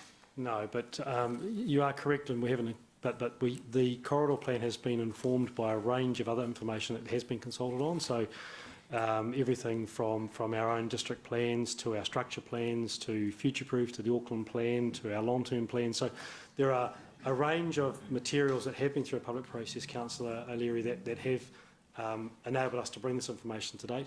What we are also saying is that once the corridor plan initiatives have got to a point where the parties are agreed, and there may be some specific initiatives, those specific initiatives could be subject to consultation. For example, the development of a spatial plan around the wider Hamilton area could be something that is subject to consultation when that is. But the corridor plan, whatever form it ends up with, being in the end, will hold no weight over any party. Is that correct? That's correct. The corridor plan is a summation of a whole lot of information and intent and initiatives. It doesn't have any statutory weight as such. It's the basis of a basis of a partnership to work together, and it's the basis of an agreed way we'd like to progress and some initiatives we'd like to pursue. Which were all things that we were told way back when Future-Proof was starting. That was, sorry, I'm being naughty, that's a comment. I'll leave that for debate. Yeah. Thanks. Rob, please. Yeah, thanks, Chair. Look, I'm just trying to get my head around the purpose of this report. As I see it, we showed our support at the council meeting in October. Has anything happened since October? I couldn't sort of identify it in the report as to what might have happened since October to give us some confidence that we're moving in the right direction. And I suppose I was looking for in this report whether our partner councils have put their hand up or hand down to suggest that they are, on the same wave as we are in terms of this meeting that's going to be held next week with the Minister and MB and NZTA. Yes. Have I missed something in my reading? No, of the I think there's two parallel pieces of work happening here, Councillor Pascoe. So the October report referred to very specifically Hamilton's need for more land and a greater planning influence in and around Hamilton. And council passed some very specific resolutions around engaging directly with those individual councils, Waikato and Waipa, specifically on those matters. Yep. Those are the subject of a separate discussion with those councils. In saying that, the corridor plan has progressed, and the initiatives described in the corridor plan, such as the development of a metropolitan spatial plan, are very much in line with that wider Hamilton operating as a wider economy. So we haven't used the corridor plan process as a way to negotiate with those councils, but it's a way to align with those councils in terms of the direction where we're heading, everyone recognising that the Hamilton economy extends well beyond our current boundary. So all of the work is very supportive of the council resolutions in October, but the council's pathway of October is a separate, direct conversation with those two councils. But when I look at the B, part B of 2, it says that notes the direction is supportive of the resolution. So we made resolutions on the 11th of October. Yes. And as I recall it, and I haven't looked specifically at them, but we said that we were supportive of the corridor plan. Yes. I'm just wondering now, have we got the other partner councils in the tent with us, that they're prepared to sit down and work with us in terms of identifying what the benefits, with us and central government and the government agencies, to see what advantages we can get individually and collectively out of the corridor plan? I think the simple answer to that is yes, absolutely. Okay. As to have we sat down individually with each of those councils? No. I'm not suggesting that. I suspect next week's meeting is probably going to get. I assume next week's meeting. No, I think we don't want to. Those conversations are separate conversations directly with each council on the matters in our resolutions. But I can assure you that all the councils are very united around the direction of the corridor plan and the initiatives and the findings, and that includes exploring all those funding tools, planning tools to deliver growth solutions. And if I just say, and I just remove the council boundaries for a moment, they are supportive of this area attaining its full potential. Now, there are some matters for us to discuss directly with each of those councils as to how some of those things may occur. I understand that. Yep. But as a big picture, that's very much aligned. So what does the agenda for next week's meeting look like? I mean, I'm kind of lost at sea on this. Is it a talk? No, it's a talk fest, or is there an agenda that you're going to come away with? Maybe some indications of where all of the parties collectively stand on this, and where there's going to be opportunities to move forward together. Yes, Rob, I think next week, when you're working with government, it's a different process to working as we do. And that's local and central government. Yes, and of course you need to be conscious that government ministers only have a certain mandate and things have got to go back to cabinet. But effectively, next week will be about the corridor parties presenting a united position to the minister in terms of the work done to date, the findings, and a series of recommendations. The recommendations will be along the lines of supporting the works done, supporting the findings, endorsing the direction forward, endorsing the concepts of these are the areas of early focus, these initiatives, and proposing that there will be a joint governance arrangement established, inviting government, for example, to the table. The exact form of that won't be firmed up next week, but it's, I guess, allowing the minister to then go back to his colleagues in Wellington to say, this is where the partnership has got to in terms of the agreement today. Yeah, okay.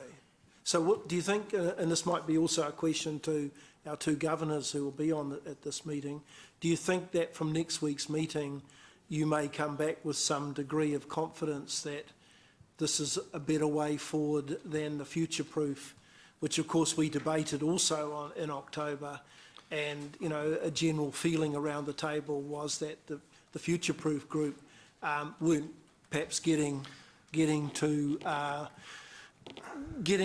along on a journey that was going to lead us to what we think were some positive outcomes for us and the region. Yeah, look, I think it's certainly everyone's very clear, our other partners included, that the corridor plan will be the new focus of whatever that group that's established in the future is. If it's a new governance group by new name or future-proof or something, that the corridor plan initiatives will form the basis. And as Richard said, the execution focus of joint planning for the future. So absolutely, that is going to be the star that we're aiming for. Okay. Thank you. And just one very quick question. The presentation you made, or the presentation made to Property Council members, who made, it's not clear in the report. Okay, so that was a joint presentation given by a government official, Ernst Zollner, who's the sort of the lead government official supporting This is the an project. MB employee? Yes, he is, Yep. and myself. Okay, thank you. Is the MB Auckland Regional Manager, I think? I think his title is Director Auckland, which effectively, he's in the Auckland Policy Office, so he's sort of the lead government official to engage with Auckland Council, Auckland Transport, and he has a very close working relationship with Minister Twyford, so he's a great conduit into the Minister's office and the Minister's thinking. So. Okay, thank you. Thanks. Thanks. Norm, thanks. Yep. Kia ora. In undertaking a holistic critical analysis of this whole opportunity, I use the acronym CHEESE, Cultural, Health, Environment, Economic, Social and Entrepreneurialism. It talks about how do we provide for key attributes within this particular strategy. It's good to know that obviously iwi at the top table. A subset of iwi is hapu, marae and Māori landowners within that corridor. That particular corridor obviously runs a parallel in alignment to the river. There is the other name that has been mooted around of the River Kingdom that aligns to this particular corridor opportunity. And so in terms of the critical analysis, obviously key factors of climate crisis and biodiversity crisis have been factored into the conversation. There is another crisis at the moment and it's around energy and energy supply. And the question is, where in this conversation is the likes of Genesis Energy and others around aligning to that particular topic? I think there's an opportunity of providing a cultural health and wellness framework around this, or modiometer, if I use that word, that aligns to key cultural health and well-being attributes for the holistic well-being of our people. So Norm, so my question is, about the energy sector. Yeah, I must be following Gary. Yeah, but I think the question, Gary, you're mental. But the questions come from a bit of a whakapapa or a story to give it context. That's what I'm learning from you too, Gary. A bit long, potentially a bit long though. So my question is, Mr. Chairman, a cultural health and wellbeing attribute framework, is that being considered, and where is key parties like Genesis Energy and others in the mix? I think it's fair to say the iwi partners have strongly represented the cultural health and wellbeing aspects in terms of the development and the findings and thinking of the plan. There's, in terms of actual a framework that sits across there isn't a formal framework at this time, but I would have to say those aspirations, as you've described, are well founded in the information that's been gathered and talked about to date. But I think the next stage of the project would be the appropriate place for that lens to be introduced into terms of how the initiatives are tracked or monitored or given effect to. So it's an interesting project in that it's been a project that's been done at great pace and haste. And I guess that's one of the exciting things about the corridor plan, that when you move at haste and pace, you don't necessarily cover off all those detailed frameworks, but those topics have been talked about and discussed at length. The second question you asked around energy, that's an interesting one. We haven't actually had that raised as an issue to date. So I've noted it, and I'm interested to explore that one more. We've certainly understood water and wastewater and other challenges, but energy is one that we haven't heard about. So. Yep. So just furthermore, Mr. Chairman, so with growth comes the supply, and I suppose in terms of haste and did you say waste or haste and pace? So using the example of the car parking, if you hurry things up, you kind of miss some of these issues, and it's the next generation that have to address those particular issues. So you obviously do it with caution. I guess I can just comment that at some of the workshops, Well Network were present in terms of some of our inquiry by design workshops, and so and obviously they represent energy in terms of power networks. So I guess that's a small nod to that area, but I think we need to just note that one away. Thanks. Gary, please. I just want a bit of clarity, Blair, please, on the recommendation 2C. It's just a little bit non-concrete to me, the way the process force notes the Hamilton Auckland Corridor Plan will be considered by the governance group of ministers, mayors, chairs, What decision making, or is this just to brief people to keep, this is just more information gathering within and passing on to the higher ups, the central government, or is this a decision making? No, this is an informal group that has represented the project since the start of the year. So they've met on a few occasions. So when they meet next week, they'll obviously. That group doesn't have a name. It's not. At the moment, it's just the Corridor Plan Governance Group, right. so coined by Blair. But effectively, what we're saying, Councillor Mallett, is that we're looking for the future in 2019 to have a more formalised group established, which would pick up and I guess build on the role of this particular group. So next week, that group, clearly not a decision-making body, but we would be seeking that group to support a series of findings and recommendations, of course, to pass through to their respective entities to actually formally consider. So we're represented by the Mayor and Councillor Dave. I'd be hoping that Mayor and Councillor Dave, along with their colleagues, would say to what the staff put up, or the steering group put up, yes, we support that. We're happy to take those series of recommendations through to our respective councils and groups to consider. On the assumption that this group is the best people to represent this area. And so it's the assumption. The assumption. So someone will be assuming, like the government ministers, I suppose, will be assuming you guys and girl, if there's some women there, you guys will have canvassed what's going on and using Future Proof as one of the forums that this has come through, so we can reliably expect that there will be buy-in from your districts. And I guess part of the reason why this report is here today is to just, is there any red flags? I'm keen to know about red flags today, because what you're seeing attached to the report is indicative of the direction, strongly indicative direction that we're heading. I'd hope that there are no surprises there. We workshopped this at a brief in October. There are lots of initiatives that we've talked about for some time as a council. But Councillor Mallett, coming back to your first question, ultimately it's a meeting of the mayors, chairs and minister. Councillor Dave is there, of course, because rail is part of the conversation, and Councillor Dave has been closely involved with rail, but also Councillor Dave represents us on the Future Proof Committee. So that's another reason why. So I mean, it's more than a growth conversation, but clearly growth is the reason why this group has come together. Whatever, Gary, I might add, whatever governance groups set up going forward, if one is, that's up for this council to decide who our reps are in the future. So I appreciate it's been clearly signalled to us that this is not a district planning type regulatory outfit. This is parties who are agreeing, who are interested parties. By that I mean involved in the operation, and we are trying to bring to a bigger funder our recommendations and our goals and our opportunities that we aspire to.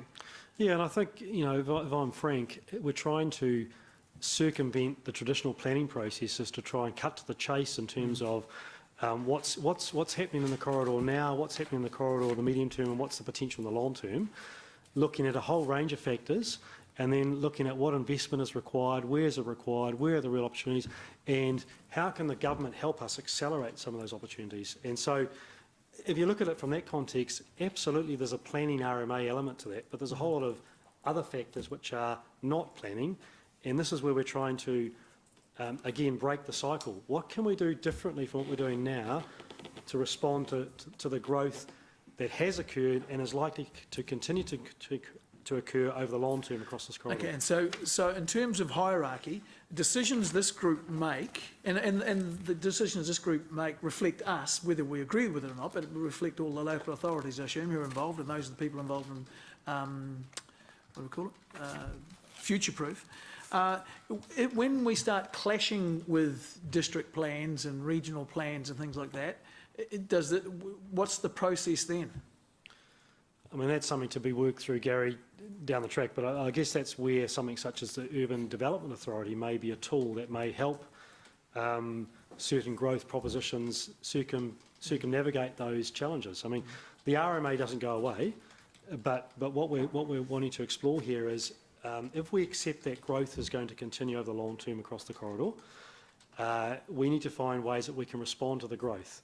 and we need to be able to deliver solutions that are great communities which have jobs, housing, all the things that we talk about, and then we need to find easy ways to get through those RMA district plan challenges. They're not going to go away because there are strong environmental considerations and other factors, but the government can potentially help us with some of the tools we're talking about to move more quickly through those processes. Okay. And just to help me a bit here, I agree that this process has to happen. I just don't think some of the goals that you've set out are the right ones. And you'd expect these, and I might say flash on trains and that sort of carry on, whereas there's big talk about more, So what's the right thing for me to do here? When's the time to challenge the specifics in this? Because I agree with the process. I agree with what we're trying to achieve. When we bring back the proposition, because I just don't want to lock proposition from the hopefully from the 14th meeting on the 14th, bring it back to council early in the new year. Okay, this is what's been put in front of us by the government and the other parties, and what's our attitude towards this? And give your delegates, whoever they are, then writing instructions on what to take back, including any amendments. Because this thing here has quite a bit of, I guess it's detail that I disagree with. But I don't want the process to be stopped just because I disagree with some of the things. So I'm not too sure. I'll probably just vote against it anyway. Look, our people have been attending meetings also. It's probably more think that it's missing some things still.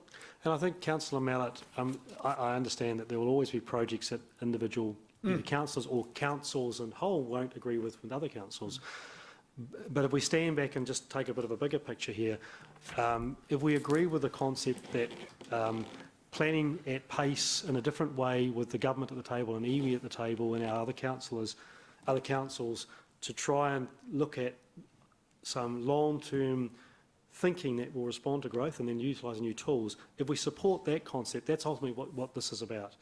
The individual initiatives will always be open for discussion and debate, but that's the first concept. Okay, I guess my point is, say this gets approved, does that lock in all of these other things? No, it doesn't. I think that's what Councillor McPherson was referring to. I mean, we will formally come back in the new year with the I guess the direction of the project formally, and that will start to sort of set some direction in terms of what the work program is. But even within some of those things, there may be an overarching description, but within that there may be elements that you agree or don't agree with. So, yep. Okay. Thank you. Thanks, Andrew. I'm ready to move. Sorry, you're ready to move? Yeah, and I'll second it to get on the table. And Martin, is that what you were doing? Thanks. Okay. All right. So the staff recommendation on page 86, moved by the Mayor, seconded by myself, is now on the table for discussion. I've got Angela. Did you want to speak to it first, Andrew? Yeah, just remember that we will come back and report to council that this group won't have decision-making authority, and this is about bringing council on the journey with us. It's not about this group running ahead and not coming back and reporting. And that's exactly why this paper's here today, just to let you know where it's heading. Iwi are a part of this this group as well. It's not just councils, plus NZTA, plus we're hoping that the Minister's office as well will be around this table. So this is an initiative for the prosperity of our whole region, and there really is nothing to fear out of this. It is about lifting our region up and connecting it with the river, the road, the rail, and between two great cities, Auckland and Hamilton. Thank you. Thanks. And just as a second, I'll make just one process comment. Your two delegates in the discussions that we've been having were very insistent last night that decisions in the group that's forming around this were not made just by the people, that little group, and actually held up the process to ensure some of the issues could come about the future governance group, for instance, of this would come back to our council, if not the others. So we're going to be very fierce, both with our own staff and with the others, that it's got to be discussed around this table and should be discussed around all of their tables as well. That's all I'll say. Angela, thanks. Mr Chair, I just want to correct the Mayor, one great city, which is Hamilton. Look, I'm happy to support this, and if members read the recommendation, it says it's coming back. It says it's coming back with key findings and key recommendations. It says that in the report, so one of my colleagues needs to perhaps read the report. Look, I have faith in our reps that are in the Mayor and Councillor McPherson in going and to this and putting forward our views as a strong city and a strong region. I am getting a little wary, however, of and concerned that this government, this council is starting to feel like it's becoming a unit of government. And the reason I say that is because we enter into good faith in these things that the government wants to achieve for the benefit of our city and our region, like this special housing policy, which we bent over backwards to try and make that work. And we couldn't please the government, and they kept coming back to us. The new housing ministry feels like an episode of Yes Minister. I am getting wary of that as well, and I am worried that any ministry that's set up will have the powers to decide for us. This new plan, again, is government-led, and I am struggling to accept that I'm not sitting here hearing years later the same things that were sold to us with Future Proof. And I worry, certainly not with the delegation we're sending to be involved in this. As I said, I have the utmost confidence, but I worry that in a few years' time we will be sitting here deciding on yet another regional, granted this is a wider area, regional strategy that's going to be the be-all and end-all with no weight, no legislative requirement for anyone to do anything, and we're going to be in the same position. So I am supportive of this. I do want to see the key findings and recommendations, and I don't want to be negative, but at times I guess it's a length of time, and certainly the chair has been here a lot longer than I have. He has seen a lot more of these than I have. You do start to wear a little bit thin when these things keep coming up and we're being sold the next best thing.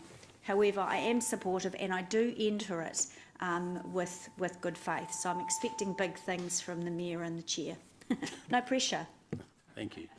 Rob, please. Thanks, Chair. I'm also supportive of the plan, as I was back in October, but as of now, and I emphasise the as of now, Blair mentioned haste and pace a couple of times in responding to questions. I think the journey now needs to be at a pace which is faster than a mobility or Lime scooter. Otherwise, we will fall into the same sort of hole, I think, that we have observed has happened to Future Proof. So I think, and I'm again putting some pressure on our two representatives, next week's meeting, I think, in my view, is quite critical to the future of this. And I'm expecting that our two governors will go to this meeting next week and really strongly emphasise that Hamilton means business, and we want some positive and reasonably good timelines around progress on this, rather than being here in 12 months' time hearing that we're still writing our terms of reference. It needs to happen a lot faster, and I think there's an opportunity for this now, because it's not just between us and our partners, our partner local government. It also involves central government, who carry, I think at this stage, a bit more clout around what they can do and how quickly they might be able to achieve things. Thank you. Thanks, Rob. Martin, please. Yes. Mr Mayor, please sit down. I'll support the staff recommendations, particularly interested in terms of the role of the Urban Development Agency and the balance between obviously local decision making versus broad strategic direction. I certainly encourage central government to have a very proactive partnership and show leadership in these areas. If you left it to local government, you might be still asleep in some areas, and the example of the Regional Council dropping the ball on the Regional Facilities Fund, the example of Waipa District Council dropping the ball and kicking the ball out of the room with regard to waters. Don't wait for local government to show leadership, folks, because you'll be waiting, I think, a long time. This is a good partnership. This council shows leadership, and I think it's really good that we work with central government of the day. This obviously item totally dovetails to the next item around rail, and I acknowledge freedom of the city nominee and regional councillor Russ Remington, former mayor, in the room as well. I think we have to ensure, Mr Chair, that we deal not just with Wellington-based civil servants in this process, but we do deal with our local MPs and cabinet ministers. And I think you've got to have that political to political level. That's really important, but I do fully support this recommendation. Thank you. Paula, please. Thank you, Mr Chair. I also support the recommendation and thank the staff for their work. It's been a continual process from the beginning of Future Proof through this refocusing, and that's what it's always been about. Doesn't mean that the original product was flawed. It means that things have evolved and refined, and as they should. I'm particularly supportive of the refocus on the water and wastewater sub-regional study. There's been a lot of work done at the local government policy advisory group around the impending costs of dealing with our water and wastewater, both due to climate adaptation and also growth. But we need to go beyond a sub-regional study. I'm interested in when do we get to agree on an implementation plan, get to the action point. Councillor Gallagher's quite right. We had an opportunity to save the ratepayers millions of dollars by working collaboratively on water arrangements ourselves. And to be fair, we can blame that all on local government or some other third party, but the councils themselves play a role in that. I suspect that in order for us to get to some agreement, we're going to have to make sure that every solution has a win-win for each party. So this is all about relationship building. But somewhere along the line, people have got to make a decision. We can't keep going on making studies and plans about what would be in our best interests. We've actually got to do it, and we know that. In respect to the transit plan and the city rail service, things have really moved on since last time we looked at that, and that's fantastic. It prevents a fresh opportunity. It doesn't take away the problems that we have in putting our pipe into the bottom end of Auckland, which is a complete mess still in their transport. Granted, there's a lot of money and investment going into Auckland, we do know that, but their problems are far from solved in terms of moving people around. And so we can get people to Auckland. We still rely on a solution to their problems to move our people around their city when they get there. So those are the main points I wanted to make. We do work at an Upper North Island Strategic Alliance, UNISA. I've been asking for at least 8 months now for an update from that forum, and we haven't had one. So just a gentle reminder that I do want to know what comes out of UNISA on a regular basis, and I haven't in this term heard one full report about what has been discussed at that forum, and I would like to. Thank you, Mr Chair. Thanks very much. Councillor Siggy, the last speaker. Thanks. Just a quick note. Look, I support what my colleagues have said before, and I do support the staff recommendation. Thank you for that report. I think this is a great opportunity to really make a corridor where people live comfortably, where they work hopefully close by or with easy transport, and also play. And because I've seen overseas, the corridors happen anyway because of necessity, and they happen now already here. But we're planning for the future, which is great, and we have got room to plan. For example, in Europe, there's not much room to plan, and a lot of it has been retrofitted and not always fabulously retrofitted. So I think this is a great opportunity for us to get this corridor right, for people to have access to, easier access to go to work, to go to school, wherever they need to go. I also liked what Manga Norm said about the looking at energy as well. That hasn't been brought up, so we need to bring that in. And I just looking at the map of between Auckland and Hamilton, there is this lovely river, and I'm not sure whether we are using it enough yet.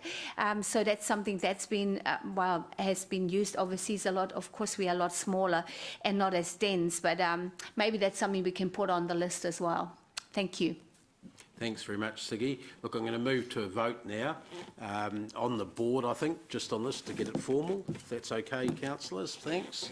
For or against the motion as it stands, staff recommendation. It's carried unanimously. The motion is carried unanimously. Sorry. Thanks. You're almost as quick as me. Almost. Okay, councillors, my plan, I want to move straight up because we have a number of guests here. The rail final business case, number 9, page 68. We've got just the guests that we've got here from the regional council. We've got Mike Garrett, who's been their manager working on this project, alongside Jose Gonzalez, who's been doing an awful lot of work on this, and Councillor Russ Remington, who's been the governance rep doing all the work from their end, and also David Shepherd. Thanks for coming up from Wellington, David. He's Kiwi Rail's project director for commuter rail and been involved right from the start, well, from the second meeting anyway on this, so he knows us all very well. Probably will be glad to get away from us. And also I see Barry Dowsett up there from NZTA. They're giving us all the money for this, Barry? Been busy rewriting the board paper. Thank you. So Chris is going to introduce this. If there are questions that will be easier for David or Mike or someone else to answer, then we're going to revert to them. So we'll just play that a little bit by ear. But Chris, you lead off. Thanks. Yes, good afternoon, councillors. Tanakwe Mangai Norm. So just a quick reflection of the history of this passenger rail. So the previous time the region looked at this was in 2011. It did not proceed at that time, in my view, principally because there was no government support and no opportunities for government funding. So the service was being regionally led with no government support. So we're now fast forward to 2017 and it's turned around. So government policy started emerging during the election, and it's been progressively locked into real policy, including creating a special funding category out of the National Land Transport Fund to promote rail, and particularly transitional rail, with specific reference to interregional passenger transport trials with this service in mind. So HCC has submitted over the last 2 years to all of the relevant policy documents to support the rail policy, and in particular to support this rail service. So the big difference at this point in time is this proposal is centrally government-led with regional support.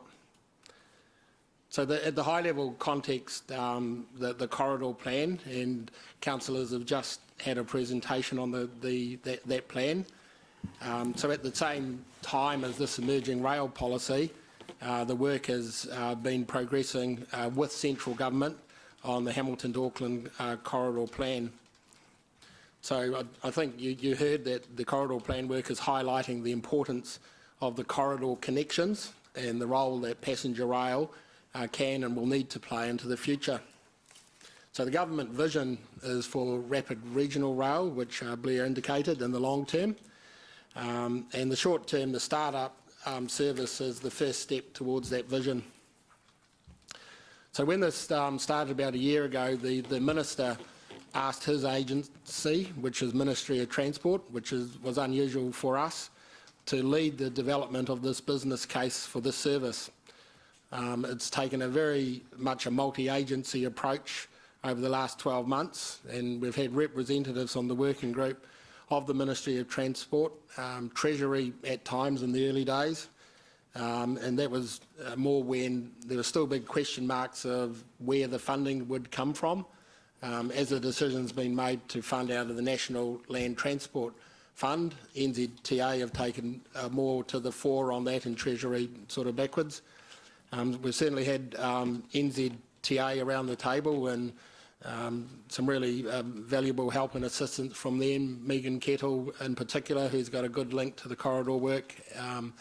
Barry to help get the report up to their board meeting. Certainly strong presence from Waikato Regional Council, Waikato District Council and Hamilton City Council. But probably more important, for the first time, really good engagement with Auckland Council. We had the Deputy Mayor involved all the way through this working group, Auckland Transport, and probably most, very importantly, Kiwi Rail. And just like to endorse the Chair's introduction of David Shepherd from Kiwi Rail.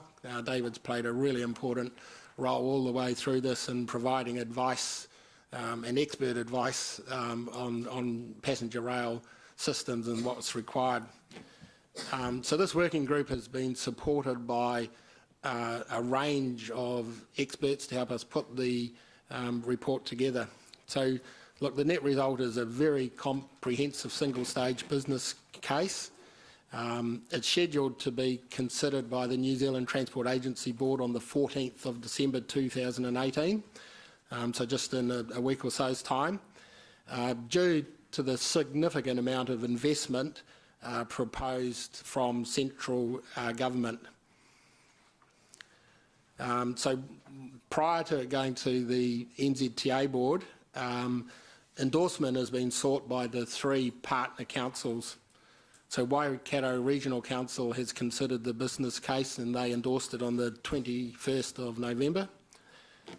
Waikato District Council similarly has endorsed it on 28th of November, and today it's in front of HCC with a recommendation to also endorse it. So if I just quickly go to the report has chosen to summarise 4 key aspects of the business case. That's the strategic issues, the level of service that's proposed, the demand, how many passengers are going to use it, the costs of the service and the risks of the service.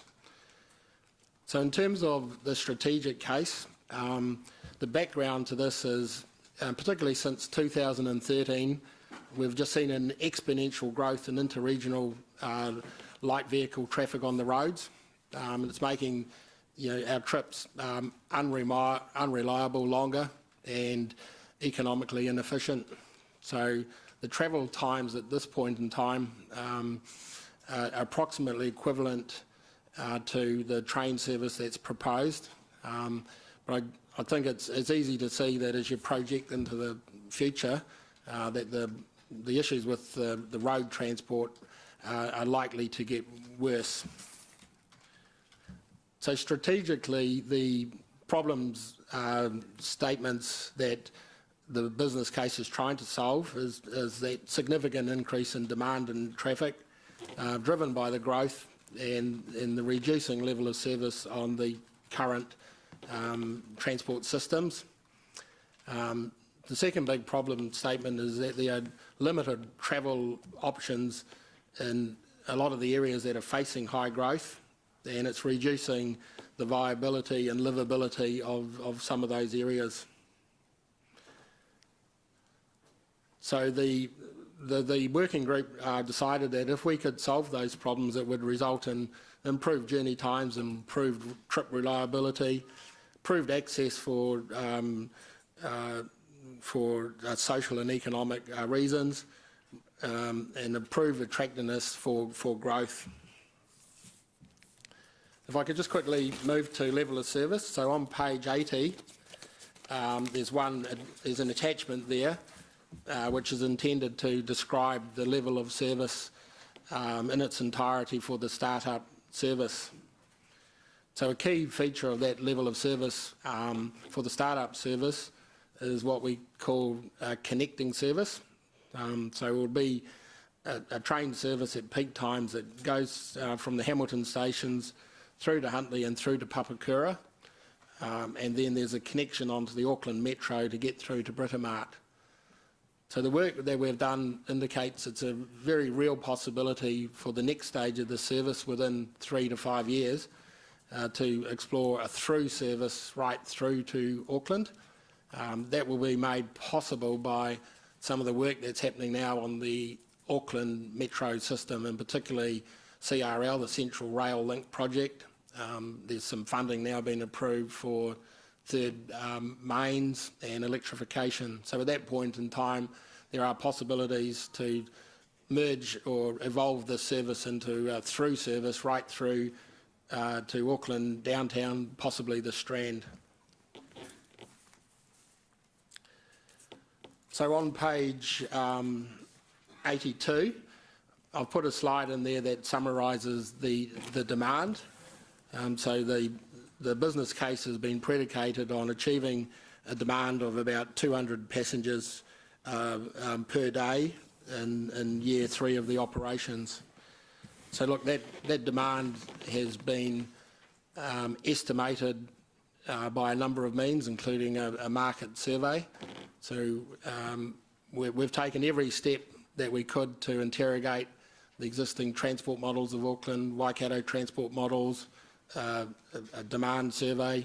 We've had some experts look back at all the previous estimates of demand. They have taken a conservative approach, and that is their estimate of demand for this service, and that's what the business case is predicated on. So, costs of the service. So in paragraph 46 on page 73, I've set out the capital costs of the service. So there are some significant upfront capital one-off costs, and a lot of those costs are related to the rolling stock and just buying and refurbishing existing carriages to bring them up to a standard suitable for passenger rail somewhere in New Zealand, and for this proposal it's here between Hamilton and Auckland. Some significant capital costs in the stations.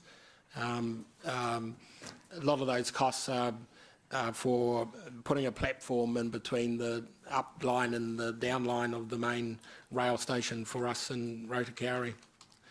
So I note in 47 that the majority of these capital costs are proposed to be funded from transitional rail at a 100% subsidy rate, and the assets essentially will be assets that are owned by government through Kiwi Rail in terms of the rolling stock, the platforms and the changes to the rail system.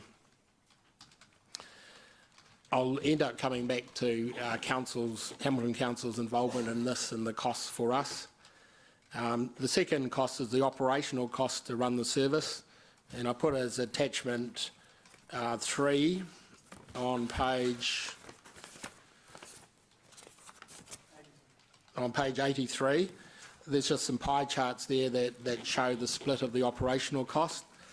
So assuming that NZ Transport Agency approved the business case, the annual costs when the service is going in year 3 are about $6 million. There'll be a fare component of about $1 million. There'll be a regional council component of just over $1 million, $1.2 million, and the rest will be a 75% operating subsidy from NZTA. So that is really to reflect that this is government policy we're pursuing, that they've created a special funding category to enable this to happen. Look, the final section on the general update is key risk. So there are risks associated with any project and any proposal. So I've set out the key risks as the working group has seen them from paragraph 76. They are related to level of service risk in terms of capacity, both under and over estimate, the trip times. There are risks around the costs that we put before you, but be assured that they've had a very thorough process to develop those costs, and they all include appropriate contingencies. So we're very comfortable that the costs that we've identified are accurate through all the work we've done. There are demand risks. This is a unique sort of proposal. We've based a lot of our work on the capital connection between Palmerston North and Wellington, but it is a new proposal, and the demand has some risk around that. And certainly there's some delivery risks. So the original proposal was to get a service up by October 2019, but as we've worked through all the complexities and the detail, we've extended that out to March 2020. So all of the work that we've indicated indicates that that timetable is achievable, but like any project, there are risks around that.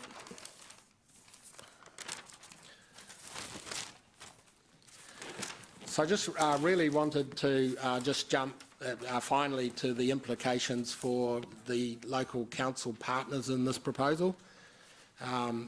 So as I've said before, most of the cost of this proposal has been met by central government through the transitional rail category.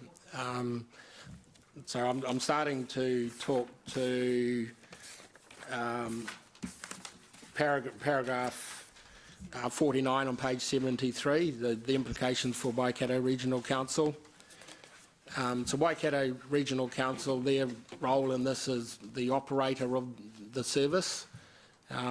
For very good reasons, there will be arrangements in place for Auckland Transport to do the day-to-day operations of this, and that's so we can be well integrated into the Auckland network. But the ultimate responsibilities with Waikato Regional Council. They allocated funding in their 10-year plan, and the business case requirements are below what they consulted on with their community in terms of the funding.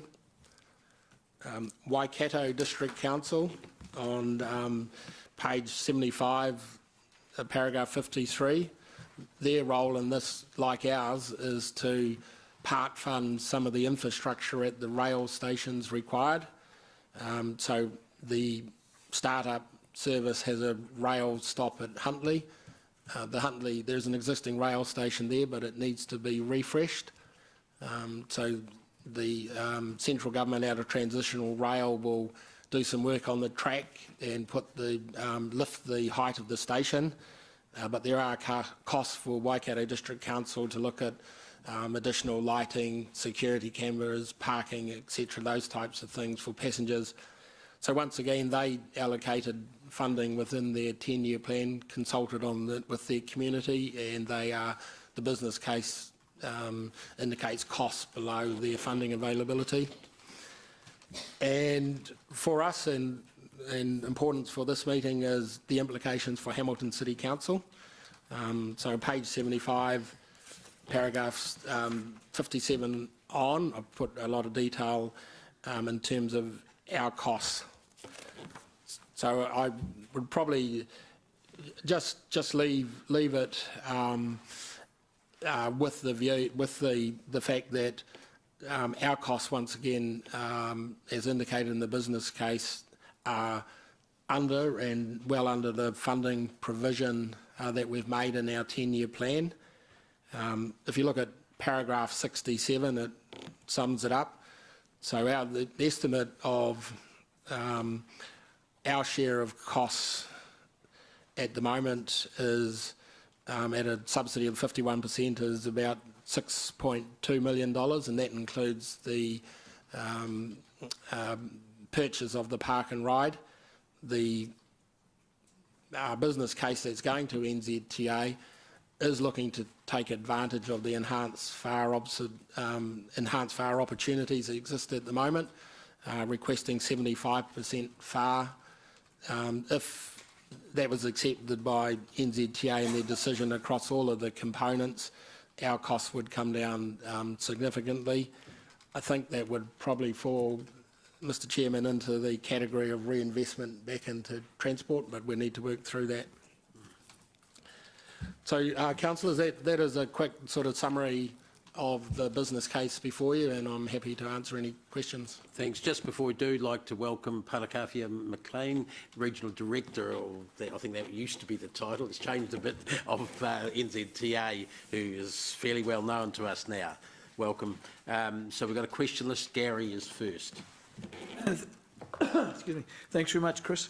I just wanted to get a little more detail about capacity and demand. The page 80 is kind of clear, but kind of not. It talks about 150 seated passengers with a 4-car service. And are there 2 services, and it's expected that there'll be 2 services a day. Does that mean there's sorry, you finish. Yeah. So in terms of demand, our demand... Not demand, just capacity. This is capacity. Yep. So our demand prediction is 200 per day. How we will cater for that is 2 peak services in the morning. So each of those services with 4 cars will have a capacity of 150. Okay. But the service has got some contingency built into it, where we are proposing to buy additional carriages and monitor the demand and refurbish those carriages if required. So we could easily move to 5 carriages that would meet that demand. Okay. Just to be clear, you said 200 people? Yep. And that's 200 people, but the train will be going twice a day. So on average, each train would take 100 people, would it? Correct. Okay. So the capacity is so we're starting off with 4 cars. In each of those, the 4 cars has 150 capacity. No, that's spread across the 2 services.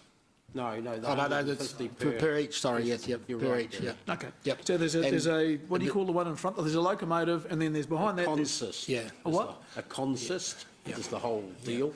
So there are. Consist. Oh, okay. Yep. So so just to be clear, there's a locomotive that pulls this thing.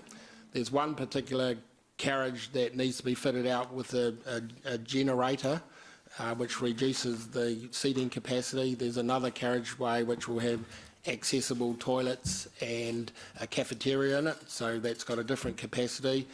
And then a carriage that doesn't have any of those things has got a capacity of 50. So each of the consists is configured with each of those carriages. The spare carriages will be a spare one with a toilet in and additional capacity. So I just want to be very, very clear that I'm getting this right, that because one of the rationales for doing this is that we're trying to reduce congestion on the road. In fact, I think that's the primary reason we're doing it. So we're thinking that, so just tell me so 150 people per day could possibly go on the train? 300. 300, that's what I'm trying to get, so it's 300. So that's maximum. Initially, at maximum, we could take 300 people off the road on the assumption that no one who was going to drive in their car was driving without a passenger. So that's an absolute maximum, is that we'd take 300 cars off the road if every one of those people was going to drive by themselves to Auckland.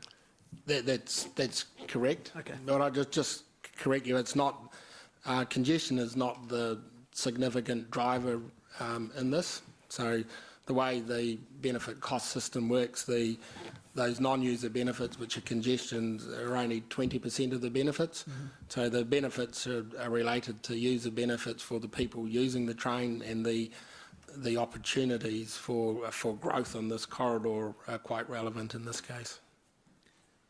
Okay, So I can't understand what you just said. It's definitely a factor, but it's not the most significant factor in terms of reducing congestion on the motorway. Okay, you did start off your presentation by talking about, it's getting harder and harder to, and they were all congestion things you were talking about. Yep, so clearly if you look into the long term at the exponential growth we've got, it's going to get harder and harder for all trips to be undertaken by the road. Okay. So on day one, we have the capacity, but not necessarily the demand for 300 cars, 300 individuals to travel, and they will be one will be leaving, there'll be one train leaving at some time and another train leaving at another time. So that's how we get the... Correct. Okay, thank you. And then over time, that could go from 150 times 2 services to 200 times 2 services. We will have the capacity to do that because... We have the ability in the start-up service to do that, yep. Okay. So we're spending an awful lot of money to try and get... Gary, keep it a question, so there will be time for debate. Yeah, this is a question. So are we spending an awful lot of money to take potentially, at best, 300 cars off the road? And that's at maximum, because not everyone will be a single car user. Am I right?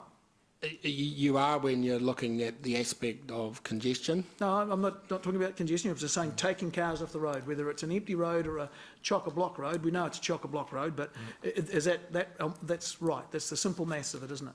The simple maths is if everyone was in a single occupancy trip, there'd be 300 So that's the best vehicles on the road. Best possible outcome for us. But these are... When are the... sorry, I haven't... When was the expected leaving times? What was the gap between the first service and the second service? So at the moment, the proposal is roughly 6 o'clock in the morning, 7 o'clock in the morning. So about 5 to 6, 5 to 7, I think, are the scheduled times. Okay, no, thank you. Just wanted to clear that up. Thanks, Chris. Thanks. James, please.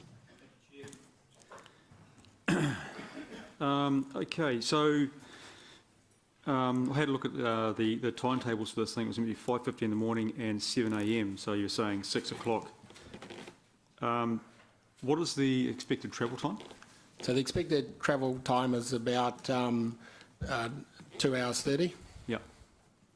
Okay, so people that leave at around about 6 in the morning are not going to get to work until around about 8:30, somewhere around there. That would be correct, yep. So you could take the earlier one at...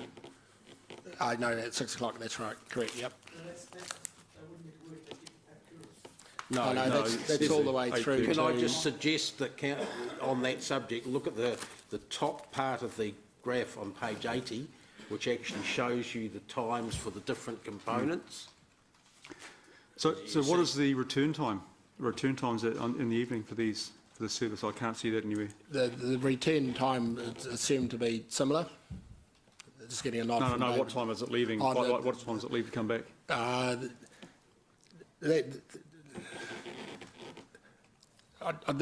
decision could still be made, but I think provisionally we had allowed David. Yeah, David, come to the table, please, on this sort of... Yep. No, sit there. We can use that, Amy. Yep. Hello, everyone.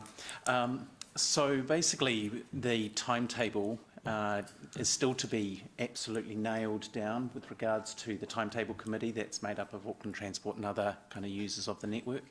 But the thinking is that at the moment the return journeys would be around sort of the 4 and then an hour later at 5 o'clock. Okay. All right. And the other, so it's going to cost around about for a round trip $36.50 per day. Is that correct? Yep, so each single trip is about $18.40. Yep, okay. Just checking with the Regional Council, last I saw it, there were also bulk discounts for, is that correct, Mike, still? You might like to come down as well. Sorry, James, I just That's right. clarify that, because for regular users, obviously on other trip services they have discounts? Chair, the intention is, with our new ticketing system, we're implementing a fare capping system, which we would allow to factor in that in terms of regular users. There'll be some discounting arrangement, but the numbers in front of you are for, a daily fare if it was one-off, but the intention is to have some incentive for regular users, but we haven't worked out that detail yet. Okay, just on that, so if each fare is costing around about $18, how much is being subsidised for that ticket from, I take it, regional council are doing that? Correct. So the way the costing model works is total cost less fare revenue gives net cost, 75% funded by NZTA and 25% by council. Council's funding comes via a targeted rate from Hamilton ratepayers. Okay. So effectively the net cost is subsidised 25%. And in dollar terms, our funding envelope is just about when the service is fully up and running, about 1.5 million net cost. Okay. Do you have any idea at the moment how much that, if you're going to, for the regional targeted rate, for the rates there from the regional, how much that would be per household? Yes, so the model is a uniform charge, $20 per property, then the balance recovered over capital value, capped at 2.5 million. So for a medium value property, it's about $25. Okay. I did have one more question. I'm just trying to think what it was now.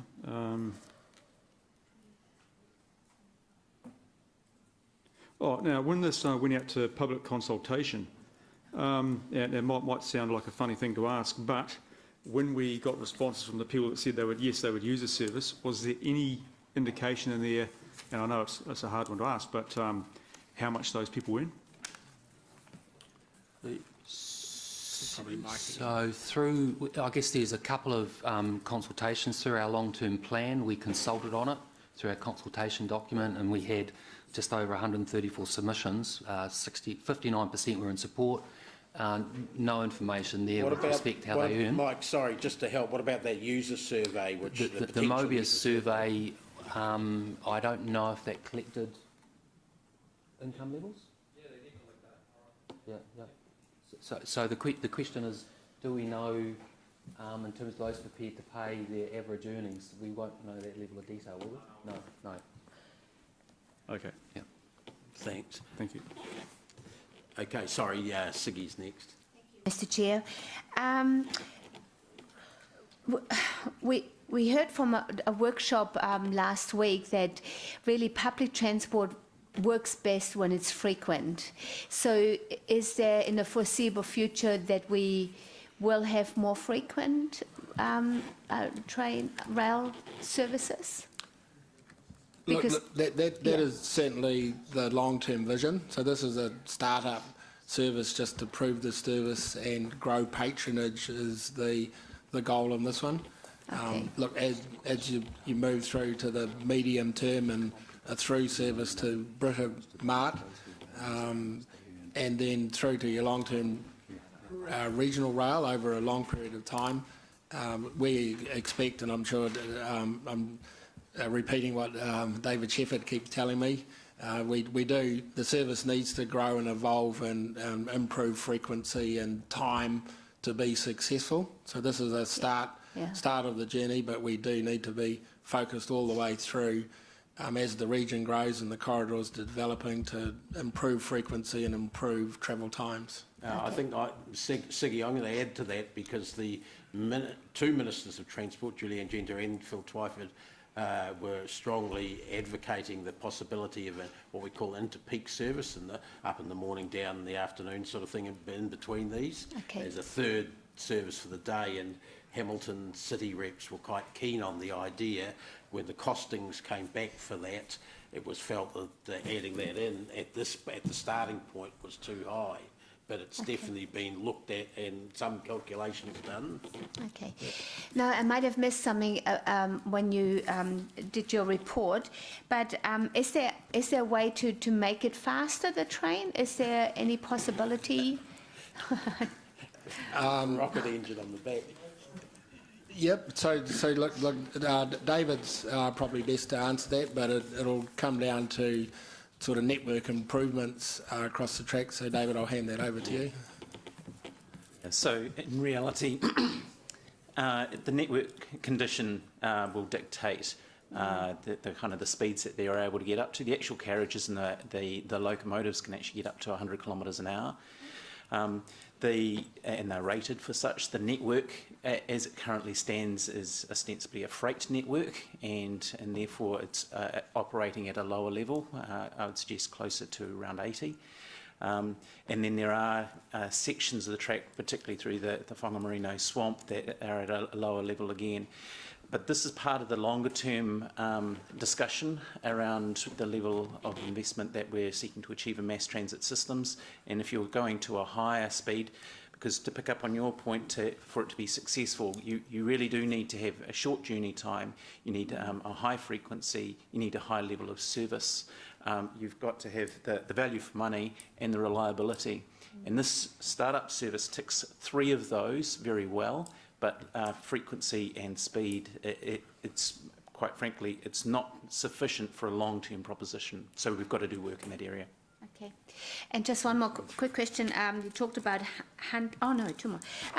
Huntly, have you done how many people sort of are you expected to get on in Huntly? Just wondering. Yep, we do have those 40 figures. It's something in there. Okay. I'll breed you, Mike. Yeah. Okay, and the last question: what happens when it overruns? When the costing really overruns? I mean, you said you put in good contingency, but if it might overrun significantly, what will happen? So 2 parts to that: capital and operational. So look, as I said, we've put a lot of work into it. We don't expect the capital to overrun in cost. So we're protected by the contingencies. It's going to sound wrong probably to Parakafi and Mary, but I guess most of the risk is with NZTA, with 100% of the cost coming from transition rail and 75%. But that is why they put so much work into the business case and testing us and having estimates peer reviewed. Mm-hmm. So, in that regard, it's a standard project for us to just be very clear in terms of level of risk and having contingency to manage that risk. Okay, thank you. Thanks. Angela, please. I did read the majority of the business case, so I do have a few questions, if you'll indulge me, Mr Chair. I just wanted to get clarity. I wasn't clear on your response to Councillor Casson about the WRC rate per household. You said, I thought you said 25 capex and then $20 OPEX a year. It's combined, is it? The combined figure, there's 2 components to how we rate. There's a uniform charge, then a balance on capital value. So the uniform charge is $20 per property. For a medium valued property in the 500,000s, that works out to be $25 in total. Includes a $20 uniform charge plus the capital value component.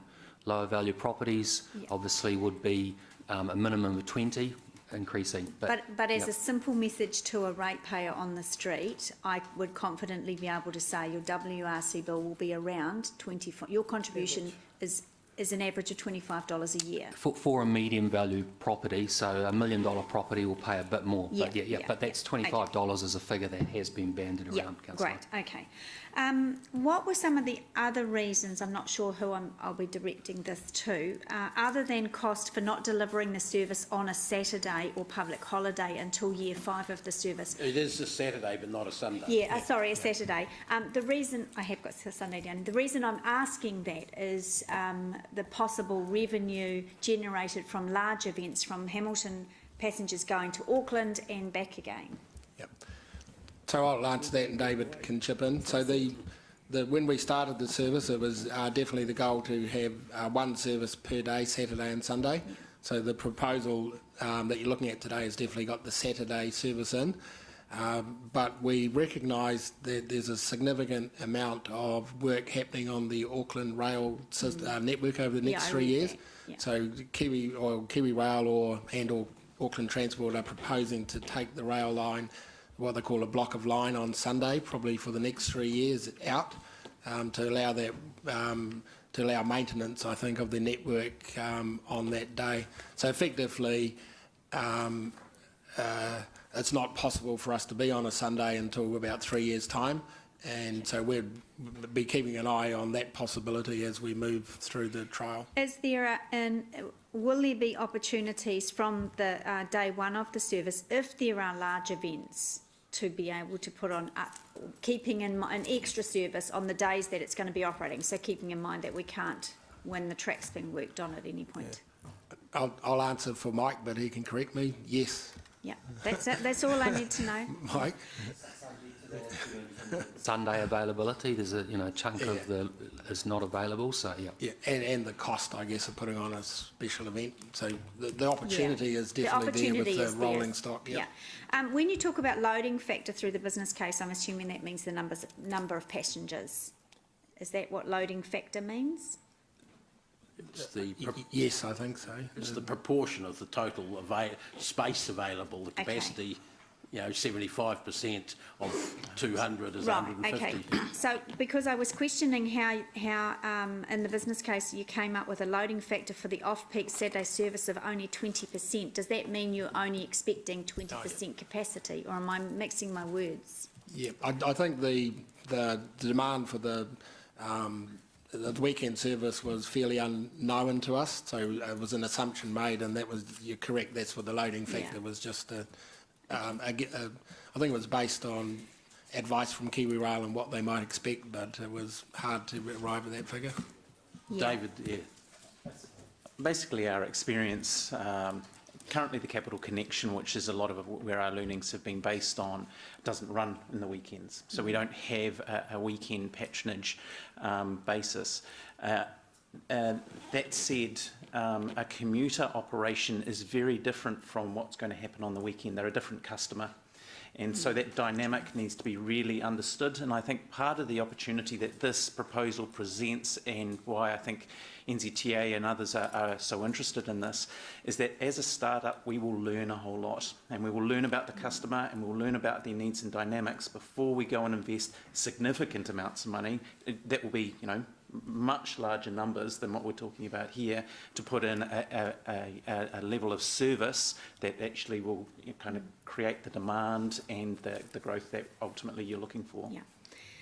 Question for Chris, just on the Frankton station, actually on both of them, ungated means, because of the Frankton station, if I can remember, you walk into, but an ungated open system means that it's basically just like the new Rotokauri one will just be a shelter structure. Is that what ungated open system? I'm not sure where that reference was, but well, it's in the business David? case. Yeah, so a gated environment ostensibly is around revenue protection.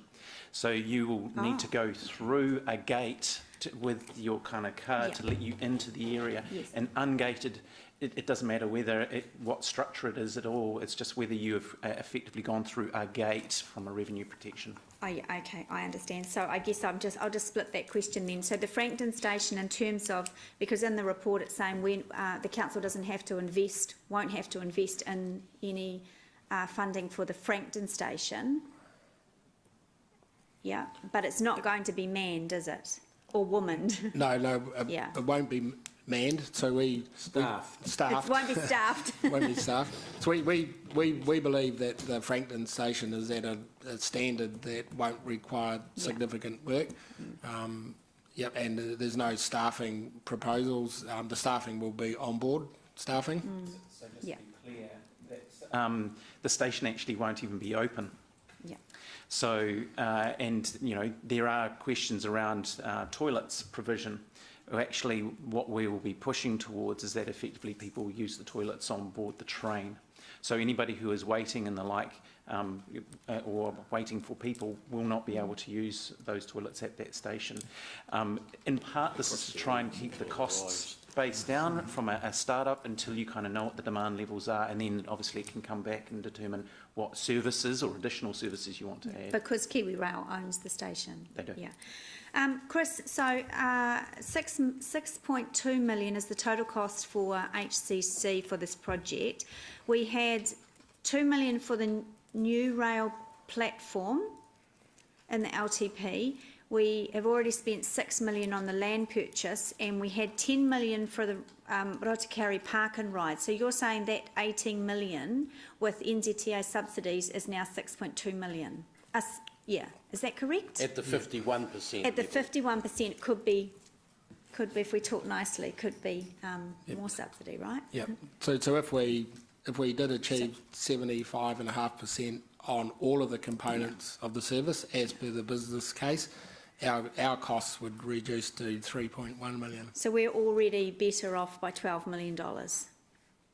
We're certainly, we've got more funding in our 10-year plan than what the business case is estimating. By $12 million at the moment? No, by about $4 million. So if you look at paragraph 63, if you look at the total on that, at the bottom right-hand corner. So what I've tried to do is... No, that wasn't easy to read, sorry, Chris. I got completely confused there. Yeah. Okay, so what I was trying to do was give you visibility to our 10-year plan on the line items. So if I take one, for instance, you'll see that the mass transit total cost over the 3 years, there's $15.288 million, but it's to do with a number of projects. So what I've highlighted to you is the within that mass transit program, what funding was set aside for this service, and it's 9.65 million. So I've added up the highlighted cost to get to 16 million. So the funding set aside within our programs and within our CE budgets for this particular project is $16.8 million, and at a gross cost, and the business case expectations are about $12 million. So if you add up on that table... Chris, I don't think that's very simple. I thought I understood it until you started speaking, to be honest. Seems simple to me. And I could see Angela heading in the same direction. What was the 8? You said it was only 4 million difference between the 6.2 and what the original cost rose. So at a summary level in paragraph 63, what I'm saying is our 10-year plan has set aside $16.832 million. If I go to paragraph 65 and I look at the business case and the actual cost of all of those components, it's $12.148 million. So the saving is the difference between the 16.8 and the 12.1. Yep, and that's the gross cost, which includes NZTA subsidy. If we achieve a 75% subsidy, clearly there's a better outcome for us. Yeah. And maybe offline go through a diagram with an accountant there, maybe.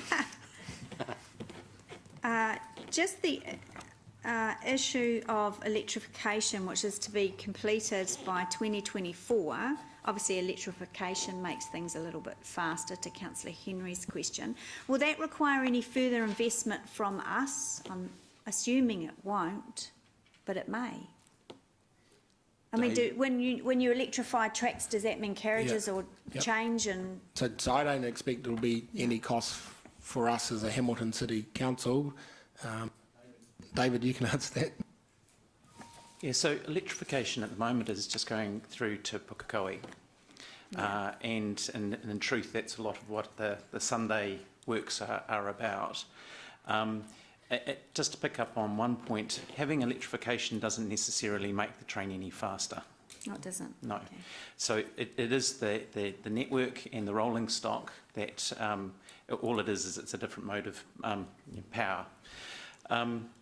Those are the what the suggestion is here, and I feel like I'm not going to quite answer the question. It might need to be re-pitched to me, but the thinking is that when Pukekohe is effectively electrified, that the service will run through to Pukekohe.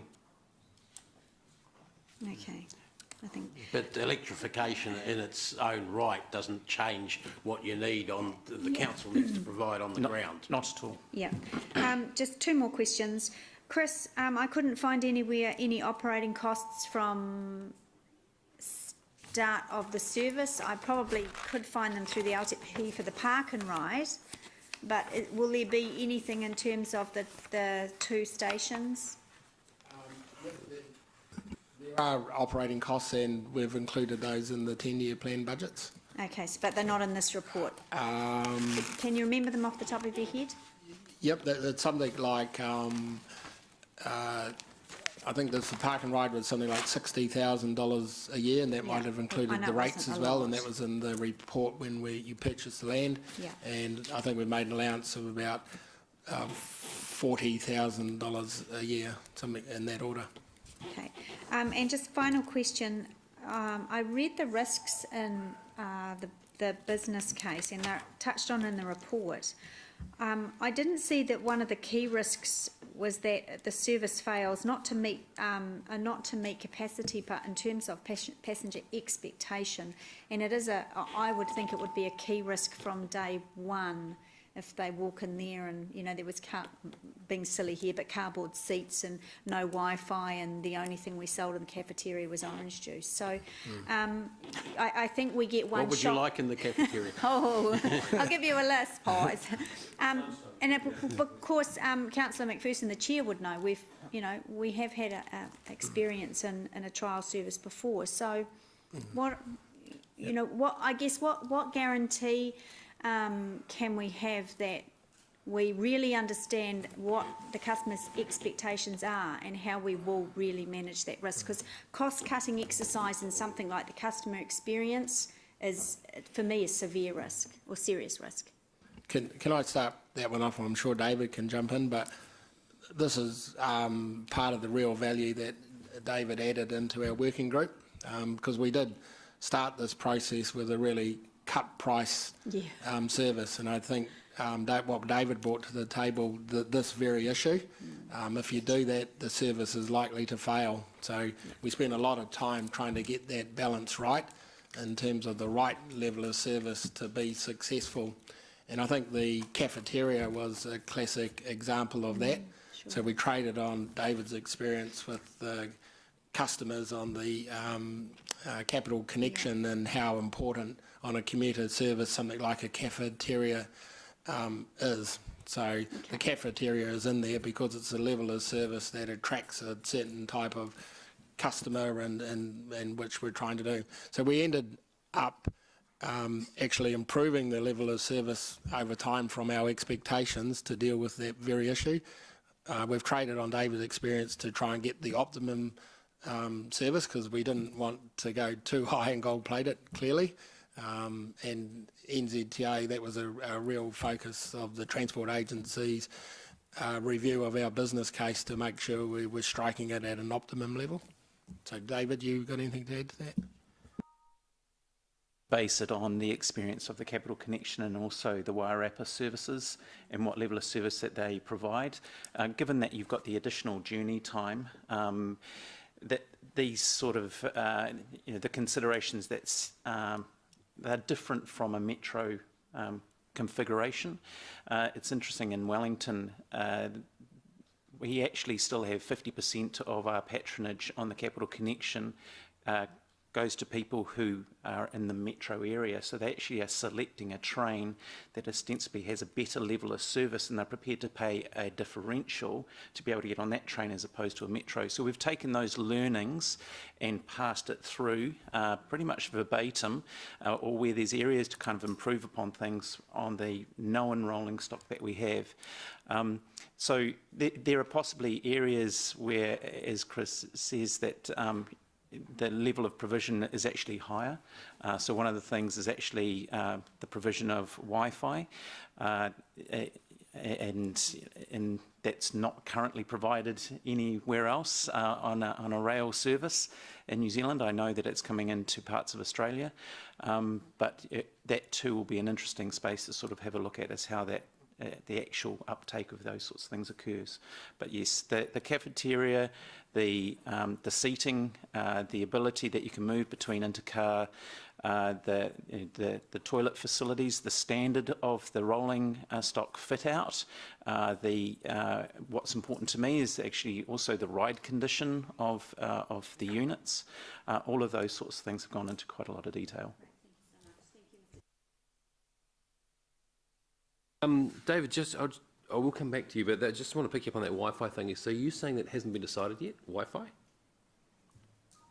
At the moment, the hardware components have been provided and put into the train, so that effectively it's going to be decided by my client as to the level of or kind of the bandwidth that the regional council's prepared to pay.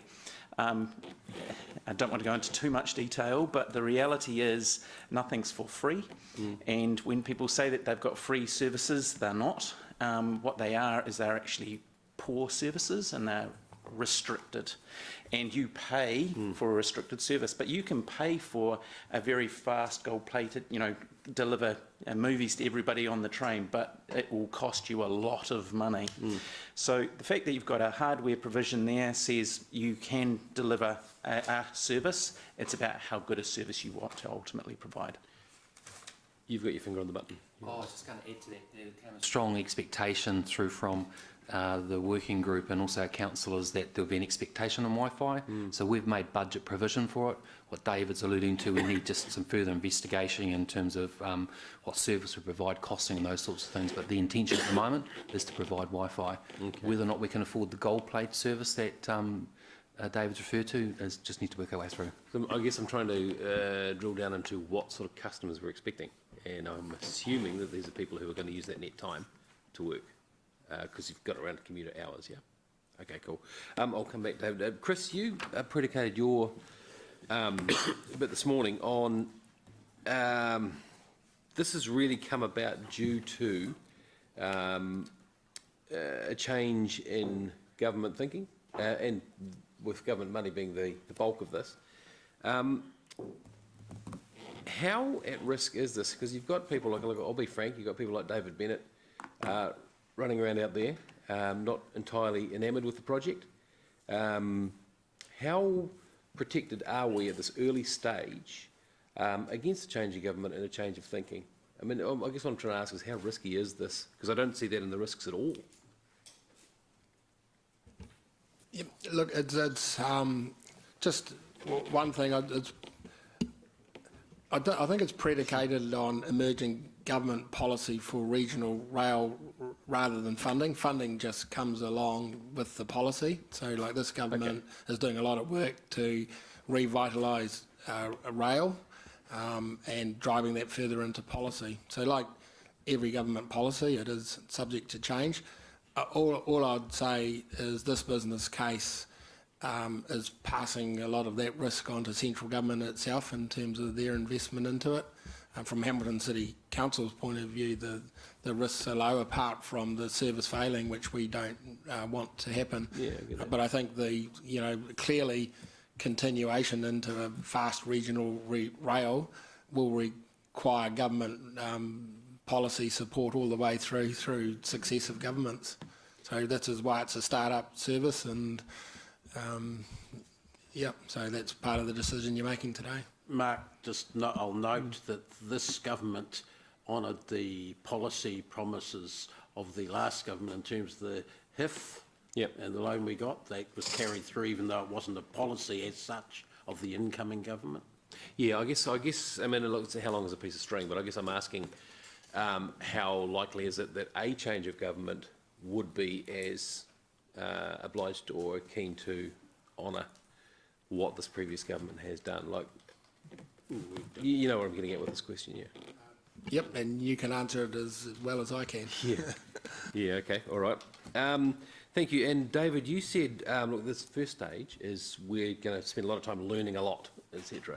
I'm just conscious of the fact there's one track, and we're also building a jolly great inland port, which is going to put a lot more strain on this track.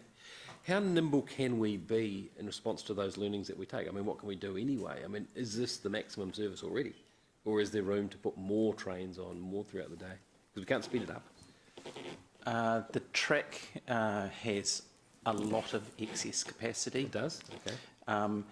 And I suppose at that point where there kind of there are naturally areas with the freight movements that are on board that get managed through a timetable process. So there may be constraints as to particular times, and there already are with regards to us lining up the morning and the afternoon timings and just getting those exactitudes.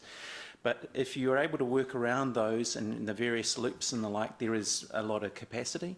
I suppose with demand coming on for freight, and that's a longer term proposition and a long term conversation, and given that this is the Golden Triangle, and really where KiwiRail makes an amount of money, there will be and needs to be investment in this network for future growth.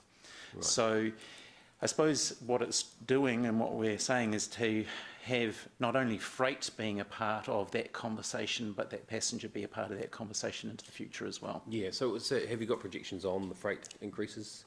Yes. And what's the so I think the National Freight Demand Study had growth of 70% over the next 30 years. I haven't got to specifically here, but it's of that sort of dimension. Right.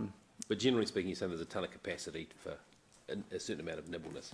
Correct. Okay, thank you. It's more the issues really come down when you want to go land to an exact timing. And I had sort of a conversation with Dave early on, which was, please don't sort of tie us down to an exact timing. Give us more, what are you seeking to achieve?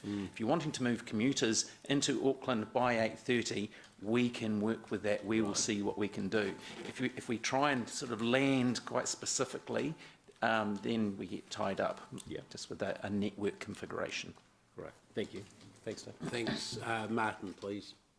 Yes. 11 to 12 years ago, I accompanied Councillor McPherson on the Palmerston North Connector, and I'm delighted how rapid this idea has come to pass 12 years later. If I'm rocking up to Palmerston North Station, this is sort of learnings, and I'm dropping my spouse off to go into a meeting in Wellington. I'm an occasional user, but maybe once or twice a month. What facilities greets me at Palmerston North? So I'm hearing some concern about no staff, no toilets at the station. I just want to clarify. So at the moment there is a waiting room in Palmerston North. There's no staff. There is a toilet. So it's pretty rudimentary, although in the last year it has been done up. That's ostensibly KiwiRail as the operator without any subsidy whatsoever.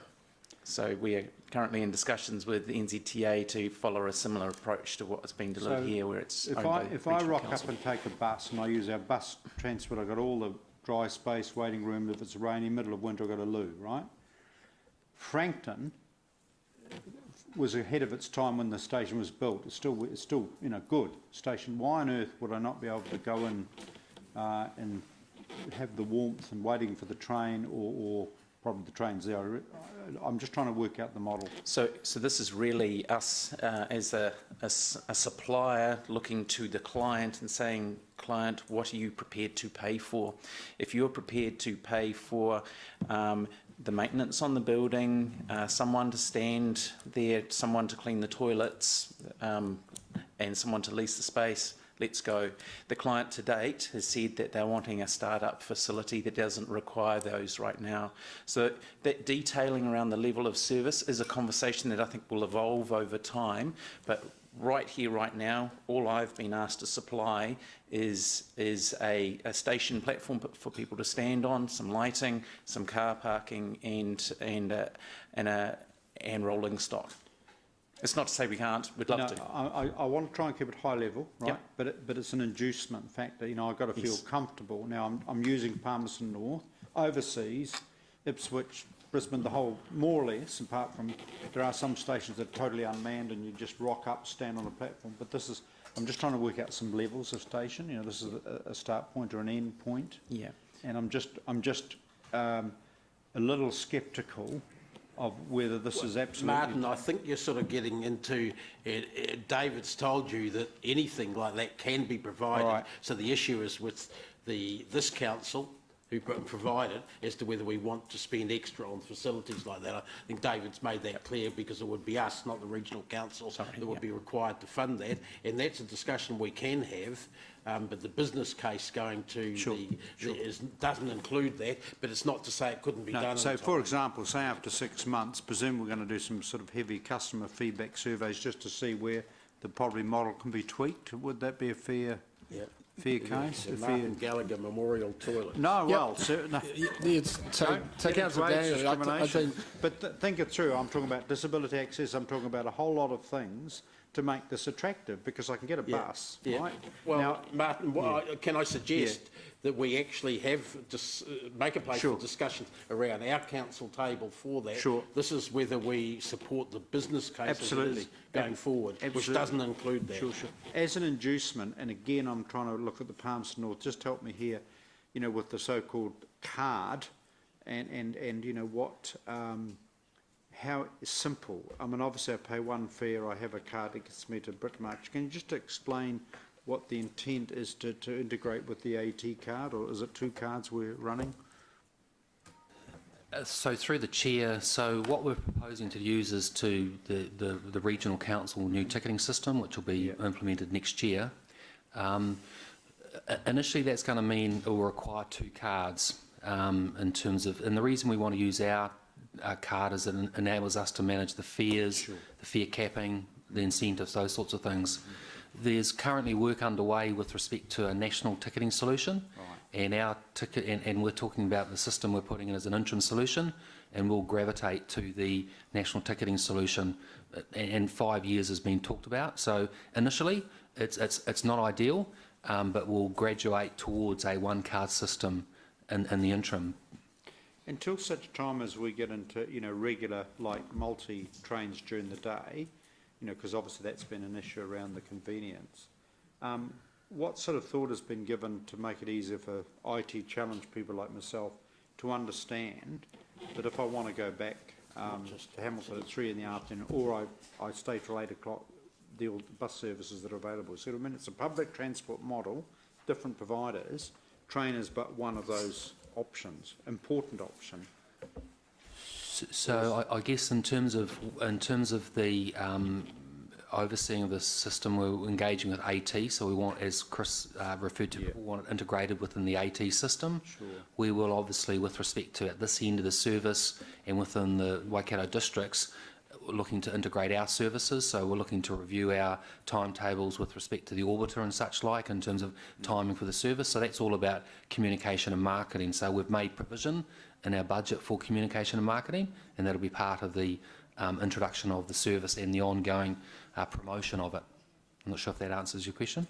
Well, it's purely because in an interim, I might have to jump to another provider to bus me back to Hamilton because of timings issues. Yep. And it's all I'm trying to say here is making, you know, often you see timetables overseas and you have the rail symbol and the bus symbol, and I realise I'm going to another provider, different ticketing system, I get that, but it's just trying to really emphasise, so people just, oh my God. Martin, this is not a time for speeches. No. This is a time for questions. The question is around customer friendliness, so that this trial is a success. Yeah, thank you. And the success lies with the fact that people have to perceive if they're coming back early or later in the afternoon. No, Martin, that's not a question. Well, I'm sorry, I'm going to insist that you actually ask questions of any of these 3 people here. That's fine. And having been in the chair, I accept your ruling. Thank you. Rob. Okay, I'll try and stick to questions. And I'm sure if they're not questions, I'll be told. My question is around the rate, you know, the sharing of the Waikato Regional Council's cost and the rating method that you suggested on Hamilton residents. Why do we make it so complicated by a $20 plus another charge related to the capital value? Why don't we just make it a straight standard target rate, which means everybody knows exactly how much they're going to pay for it?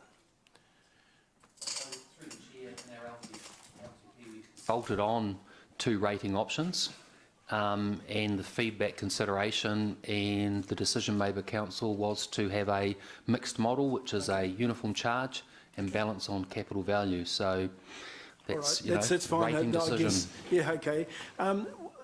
Waikato District Council, are they being levied something quite similar to what Hamilton residents will be levied, given that the train's stopping in Huntly? No, they aren't. And so in terms of the development of this proposal, Waikato District Council indicated at this stage they're not providing any funding towards the ongoing operating, but they have flagged that that's a matter that they will review between now and the next long-term plan review, and also based on the uptake of the service. Rob, could I just add to that? Your representatives, me and Chris on the working group, had quite a discussion about that aspect because of the perceived unfairness, if you like, or inequality, and we felt that notwithstanding that they weren't putting anything in from, say, the Huntly area, it was still important for the perception of the service that it be a Waikato train, not just a Hamilton one, and that one stop was still justified.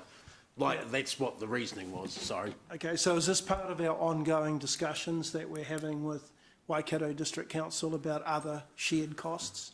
No, okay. Certainly can be. Well, I wonder if it should be, or whether we would not stop in Huntly as a result of them not offering any funding, because that effectively slows the service down, doesn't it? So through the chair, in going to their workshops and their council meeting when it's endorsed, it's quite clear there's an expectation Waikato District Council leading into its next long-term plan reviews that. They've signalled a need. They're very keen to look at the North Waikato stations. Tuakau was initially proposed. That's been deferred pending the corridor work. Tikawhara, there's significant advocacy for a station there, so that conversation is happening, and you'll note in the report it talks about that we, along with Hamilton City and Waikato District NZTA, will do a review of the service and funding prior to the next LTP, so the pathway's there. But the business case at the moment assumes 40, that's about a third of the train will be filled up at Huntly. Quarter. Sorry, 40 per day, 40 out of 200. 40 out of 200, Yep. okay. Okay, that's fine. Now, just the last question is around the logistics.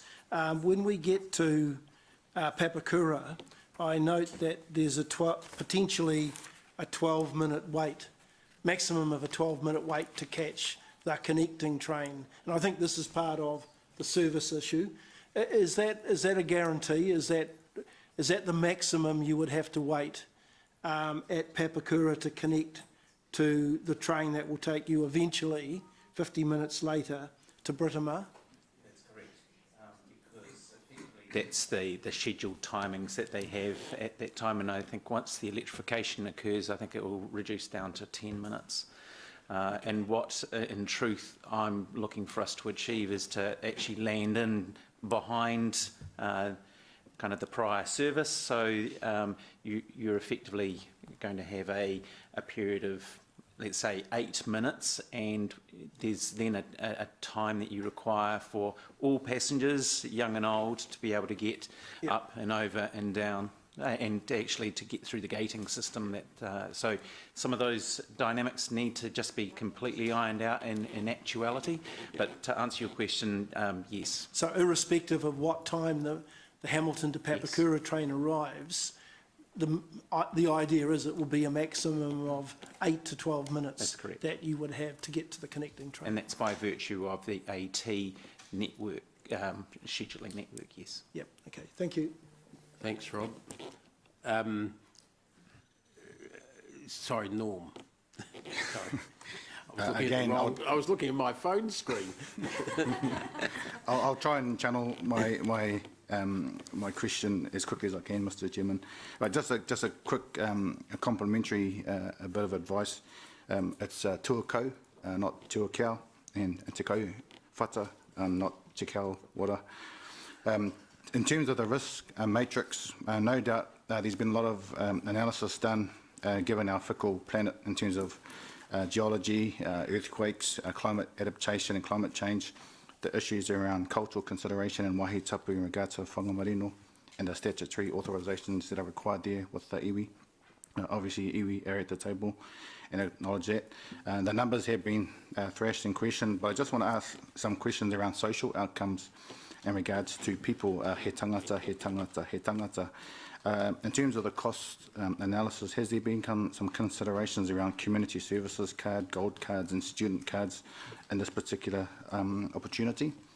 That's the first question, and my second question is around capacity as well. Is there an investment to be made around drivers and train drivers, given that we're running out of building inspectors to look after our buildings? Hopefully there's an investment around building capacity of train drivers and people to host and look after and look after the money for the visitors that drive on this particular vehicle.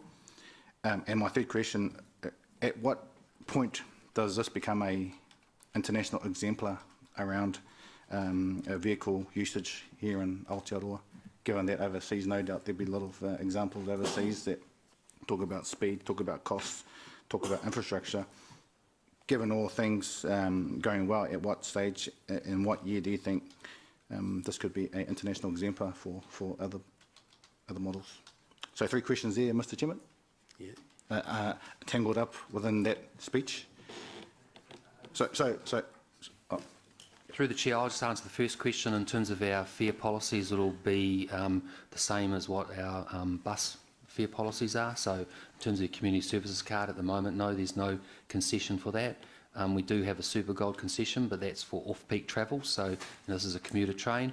Having said that, there's an action plan underway of our public transport plan to investigate the use of Super Gold in terms of the timing of it, so that's what I know Super Gold would be available on the Saturday service and public holiday service. Correct. Because it does fit the time. Sorry, and the workforce planning? From a locomotive engineer and the onboard staff, it certainly comes from the Kiwi Rail stable, or we will be kind of recruiting into this role. I suppose Kiwi Rail, I think, from a reputation perspective, is putting a lot of importance on this train. We are really seeking to live by our vision, which is stronger connections, better New Zealand. We've got our customer satisfaction when we were running the Transmetro operation around 93%, and we've got a net promoter score on our scenic trains in the 70s, so that is kind of world class. So we don't see that it should be any different, and really what we would be seeking to deliver here. With regards to this being an exemplar, I think it comes back to that original question about making sure that we deliver value to the customer and making sure that we've got the journey time, the frequency, the level of service, and the reliability. I strongly believe we can deliver on all three of the 5 on day one. What we won't be doing is the journey time and the frequency. That can only come with the next stage. What I have said is that it's really important that we look at that next stage now, because the procurement of rolling stock and the kind of the capital works will take a minimum of 5 to 6 years to make happen. This rolling stock, if we haven't got that next level in by year 8, I would suspect that the customer base may be kind of wondering where everyone has kind of gotten to. So the third one is, I think you can honestly have an exemplar service in 8 years' time. Until then, we can deliver very strongly on 3 of the 5 kind of attributes that the customer's looking for. Just 2 final comments. Yeah. No comments. Question. I just wanted to make an acknowledgement for Kiwi Rail and their use when our Māori Queen passed away, and the role that they played to partner with us in hosting that particular ceremony. So I just wanted to make that acknowledgement. Okay. Last questions from Paula. Thank you. There's a question. Just following on from that comment around when does it get to be the service it really can be, kind of thing. Speed and duration. I thought I heard you say earlier, and I wrote it down, but just checking I got the words right, if I may. Speed and duration are not sufficient for the long-term success. So they're So those are the holdbacks, the speed and duration of the journey are the holdbacks. Are they the only holdbacks, or is there any holdbacks in terms of where the Auckland rail situation and connections find themselves? I actually see that that's part of the journey time. So rather than speed, I maybe put it down to journey time. Speed and journey time. Journey time and frequency are the two that it's sort of Thanks. deficient on, and I see that the connection right the way through to the central or CBD of Auckland is a part of that journey time equation or discussion. Okay, that makes more sense. So there are still some issues in order of getting it to being the sharpest service that we all want out of it. Then there are some issues at the other end as well as this end, as well as the journey through in terms of duration. Yeah, I think there is a discussion that needs to be had at a national level about where what we should be prioritising and where the value can be delivered to New Zealand, and it is around these items. And to be sort of maybe slightly contentious, I would suggest that the value of rail at the moment is disincentivised to inter-regional rail, and that needs to be addressed. So at the moment, a metro operation can effectively do what's happening right now, is stop us at the outskirts of their metro operation. And I think from a policy setting that needs to be changed, because from a congestion relief and from other wellness and other attributes, reducing, making sure that that value or the congestion relief is achieved is really by taking people who come from a further distance rather than a shorter distance. That's where the opportunity is. So it's something that we need to talk at a national level to achieve. Yeah, so, okay, so I just want to follow up on that. Is that the same for freight? Is that the same constraint for rail freight? Or is they still got to get through that mess at the end? Yeah, so that's actually part of kind of the fourth main conversation that's happening with Auckland, is that at the moment, because you've got a constrained resource, which is the timetable, and if everybody's wanting to land on the same slot, who do you prioritise? And at the moment, the priority goes to metro rail first, priority freight next, and then long distance passenger third. So when you get a disruption occurring, who gets parked? The long distance rail passenger gets parked. How long is that going to happen before your customers depart? Not long. So that's why the equation's got to change. And so what I'm advocating for is that actually long distance passenger is at the front, metro, and then nominated freight. And part of that equation is what's being discussed with regards to the third and fourth mains in Auckland. Freight would come last because it's not an impact on people, but it's just an economic impact? Yeah, Paula, we're starting to stray at the general rail discussion, which I'm really interested in, but it's not on this it's not, start-up actually. service. It's not. It's all relevant. I was just asking what the constraints on rail are and if they're the same for freight, and I think that is a relevant question. The last question I have, if I may ask, is that in terms of the question that Norm was asking about when does the next bit happen, was still unclear what your answer was. You were saying that this is pretty good for where we can do now. With the government funding and the opportunities we've got now, it's pretty good. The next lot is what's going to give us this optimal route. When in your considered experience, are we talking 5 years, 10 years, 15, 20 years? What are we talking about there? So, to get that faster route into Auckland, that seamless route. So high-speed rail doesn't exist in New Zealand, or let's say a medium-speed rail. So the next level of speed is really in that 140 kilometres per hour that can operate on this network, but would require a significant improvement in the network quality and condition. So that doesn't exist in New Zealand. So maybe that goes some way to sort of saying how, you know, the difficulties that need to be achieved. But I think that there's certainly emphasis from the current government to kind of investigate that and look at that.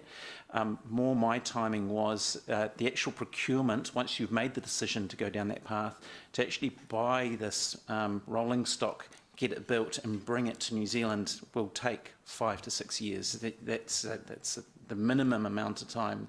So all I'm saying is we're really under time pressure to get into that conversation now so that we're not leaving our customers in 8 years' time thinking, gosh, where is everybody?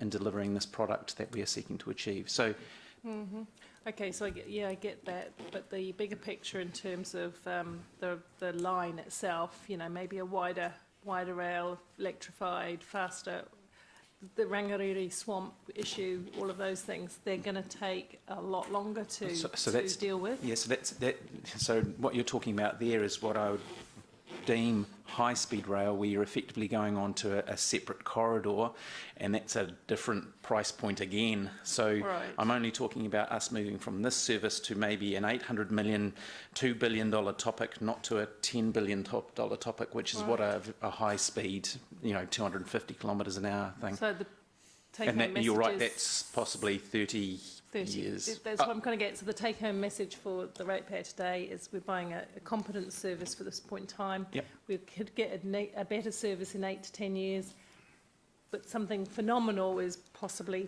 their way out. Is that, in summary, it? Yep.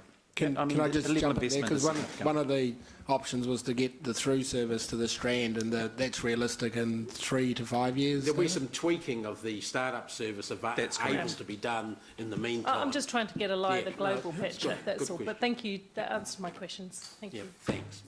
Okay, councillors, I've moved the staff recommendation on page 68, and Andrew has seconded it, Mayor Andrew. So that's up for debate now. I'll start just really briefly. This is something that we've been talking about for a long time in the city. There's been strong public support for a rail connection with Auckland for many years. I think we're all aware that the original service was almost doomed to failure the way it was set up and wasn't supported. I'm really glad that we've been able to get all the parties that need to be on board this time. It's probably the best collection of supporting partners for a project in this neck of the woods that we've seen yet. It is not the service that we'd all love to have, which is a bullet train between here and Auckland, 40 minutes, but there is not impossible to envisage that, and Paula's question teased that out right at the end in 30 years or so, but there are a number of steps in between that can also be taken, but it does get a commuter rail service going to Auckland well within our budget, also within the regional council's budget, and hopefully within the government's budget, and they are making that decision on the 14th of December. There are all sorts of things that we would have liked to have done better. Many of us would have liked Waikato District to put up more money, but there also is a downside, because if there were more stops in the Waikato, the train would take a little bit longer to get there. So there are issues like that are not perfect, but we've got plenty good enough product to start the rail service, and plenty good enough support, provided the government's final tick is given, to fund the service. Our part of the funding is the Rotakauri passenger transfer centre, which is not just for the rail, it's also for buses, and that's a considerable growth area of the city, immediately behind the base. This is going to be usable whether or not we have a train long term. I'm totally confident we will have one, but if I'm wrong, it's still going to be high. That transfer station park and ride will still be very valuable to us. So I think it's met all the tasks we set when we put it in the LTP, and I think we should be supporting it now to go forward to the business case and test to see if we've got that final government tick. So I'll ask the seconder to speak next, which is the Mayor, and then go through the order. Thanks. So this started years ago with people talking about train to Auckland. I mean, obviously years ago there was a service to Auckland, and then a service did start again, but it was never funded properly. It didn't have the right people behind it, and that service was doomed to fail.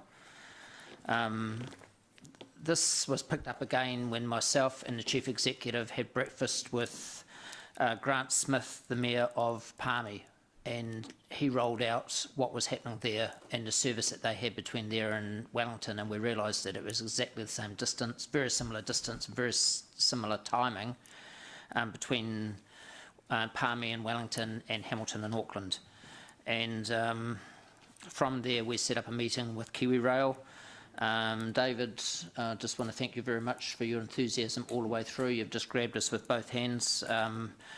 You've been through 2 CEOs now and you're still going strong, pushing for this. You have a realistic view about what the service needs to be, and you just fully supported us all the way through, so thank you for that. NZTA, Parakawhia and Barry, thank you for what you've done. Waikato Regional Council, there's a drunken sailor, Russ. Thank you for your support. And of course, Mike, you've grabbed us, and I must say with the buses as well, Mike, we just really do thank you for getting them behind the committee on these issues, these big issues for our city that you're helping us work through. And Jose, and of course all the Waikato Regional Councillors but one who voted for this model. But I particularly want to acknowledge the Bulldog, Dave McPherson, who he led off the chain. And I thought it was a Rottweiler. No, Bulldog, mate. Led off the chain, and you've just really pushed us through, grabbed it with both hands once we set the direction. Grabbed Chris Allen, who, Chris, I know you just put a huge amount of work into this, a massive amount of work, and really brought this all together. So you two are just, you're the ones who've driven it through on behalf of this council. And I really am grateful, and I think the citizens of this city long term will remember that. And finally, there's Phil Twyford. We have had many trips down to Wellington, and Phil may be a gentleman, but don't consider that he's weak. He's not. You can be nice and still be strong, and Phil is that guy. And we really appreciate Phil, who we believe actually fought back against bureaucracy and pushed back at times to get this to the next step and the next step. So we particularly acknowledge him. Now, I just want to really make it really clear, and I think it's come through today, that this is a start-up service, and it's a good start-up service, and it's the best that we can have on the rail that we've got. But it is something that as governments come and go, we can target governments and get them to slowly improve with electrification, with straightening up the rails. And there's even talk in government circles of a consideration of a high-speed service long-term, or a medium speed service to get us into central Auckland and now on a totally separate network long-term. But we'll still need the milk train, and that's what this will become in decades to come, should we get there. And also, I just want to point out this is fully aligned with the government's desire to offer alternative public transport choices. And 4.5 million New Zealanders are paying 75% of the costs of this service. And that's a highly desirable subsidy for a city, Hamilton Kirikiriroa, of 170,000 people. And as Mayor, I intend to grab that opportunity with both hands. Thank you. Gary, please. Thanks, Dave. And thank you, Norm, for reminding us that it is the people. But the problem with this is there aren't people. This service has got an atrociously low expectation in passenger usage. Any suggestion that it was going to reduce congestion has been knocked off the block. So I wonder how on earth we can actually justify spending millions and millions and millions of taxpayers' dollars, of Waikato Regional Council dollars, and our ratepayers' dollars for such a pathetically low benefit. This astounds me. You know, I was looking at the SSBC and I was thinking, is that the superbly stupid business case? Because this thing just does not work. You know, there's one figure that just blows this thing out of the water, and that's 300. And that's how many people can get serviced by 2 services per day. We really need to get out of the little bubble we're in and deal with reality. This just does not justify the cost. It does not justify the cost. And I can't actually see any huge increase. You know, we're all talking about, we're all justifying this massive, massive spend because it's a start-up and things will get better, we'll tweak things. I can't actually see it getting a heck of a lot better, to be honest.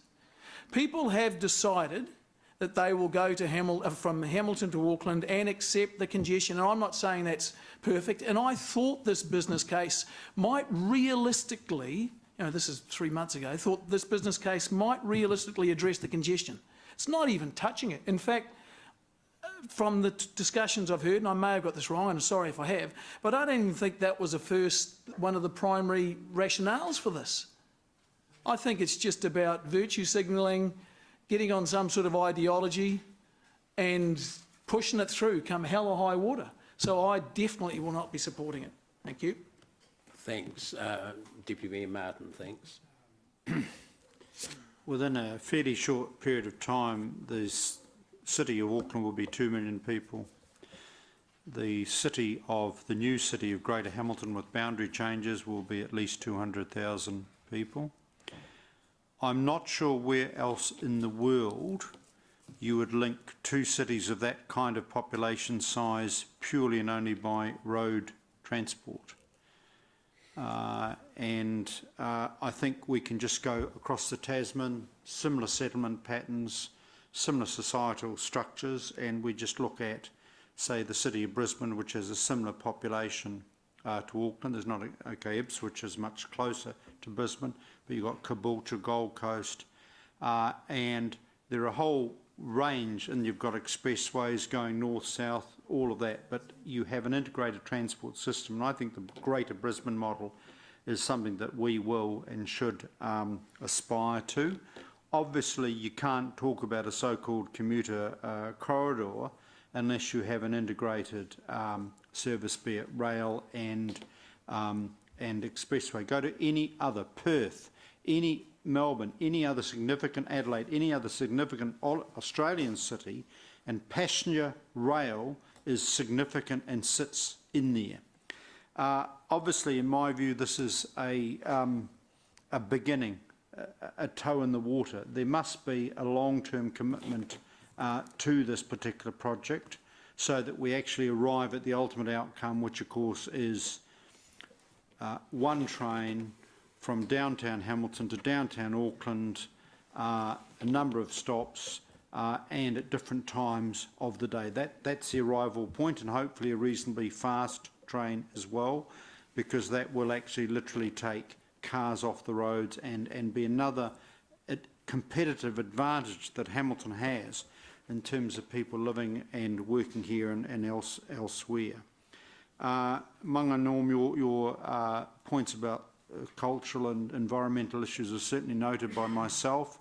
I do think we're going to have to face the consequences of needing a double track, and it's how we go about that, and obviously how we interrelate, of course, to iwi and how that is done in a way that meets some environmental tick boxes, just as we will be really keen that we get the third track in South Auckland as well. One of the longer term notes of this is imagine not having to go up to Auckland Airport. If your flight leaves at 7 or 8 in the morning, or check-in is 8 or even 9 in the morning, you don't have to go up and stay in a hotel or a motel close to Hamilton Airport, Auckland Airport. You can actually get a train, get off at a particular, and do the busway connection to Auckland. All of these things open up over the next 10 years. Obviously, what I want to see is ultimately, if I'm going to downtown Auckland, one train multiple times during the day. If I'm going to Auckland Airport, the opportunity of bypassing the Manurewa car park and having a guaranteed arrival at Auckland Airport, even if it's a Manukau or somewhere connection where I just go onto the bus expressway. But this is all around customer and people convenience. One other aspect I think is really important, there is a probability within the next 15 years there could be a change of government. And I think it's really important that Tim and David, we've got to loop them in. We've got to, and you know, I had a chat with Simon Bridges at a business awards the other month.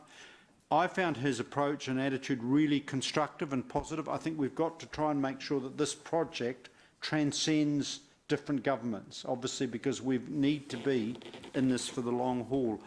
In the brief time that I have left, I just want to also compliment people like former Mayor Rimington for his energy and his passion. Obviously, Dave's been thanked already. I won't go there, but he should be thanked because it does take perseverance. And it's really delightful to see Regional Council and Kiwi Rail joining with us and showing again some leadership. And as my questions before was, I'm fully supporting of this service, but really constant consumer feedback that we can get, because of the tweakings. It might be some basic stuff, just having a waiting room in a station with the wet, rainy conditions. Some things aren't initially gold-plated, but, and in the sense that, because again, people ultimately are going to be driven by personal convenience, okay? Sorry, I'm not sure that I'm making I'll move an extension of I'm going to have an extension 20 because seconds. I don't want to Seconded by amuse Gary. Councillor Those in Mallett favour too against much. But what I will amuse him is this, and it's a personal experience. A spouse had to go to South Auckland once a month for a meeting of the organisation she was working for, and the dread of getting up at 5 in the morning. Didn't matter if you get up at 5 in the morning, 6 in the morning, you still hit the Manurewa car park. And if it's a cold, wet, rainy day, those of us who have mid-morning meetings in Auckland, we dread going up there. And this service, if we can get it to work properly, will be the ultimate answer for a whole range of reasons, driven by personal convenience, by reality, not some pipe sky and the dream stuff. And if Brisbane can do it, with Ipswich, Gold Coast, Caboolture, why on earth can't we? Thank you, Martin. Councillor Jeff. Thank you, Dave. I actually think one of the keys to this decision today comes from one of the previous items that we've discussed, and that's the Hamilton to Auckland corridor. To me, that's the key that unlocks this whole thing. It's the thing that, along with a massive amount of government funding behind this, takes away the risk and uncertainty out of what we're doing. Because when you look at it in the context of the Hamilton to Auckland corridor, you realise this commuter link ultimately has to happen. You realise how strongly the government feels about the importance of this corridor between Hamilton to Auckland. You realise how massive the growth is going to be in this corridor over the next 10 to 20 years, and we better be ready for it. So planning is underway, thank goodness, in a big way. And the corridor plan, vital elements of it are the transport connections. The mass transit plan for Hamilton and its surroundings, and a long-term goal to achieve quality metro rail services between Hamilton and Auckland. Now, you put up the start-up rail service that we're discussing here today into this context, you tell me it doesn't fit. Of course it does, and this council knows it.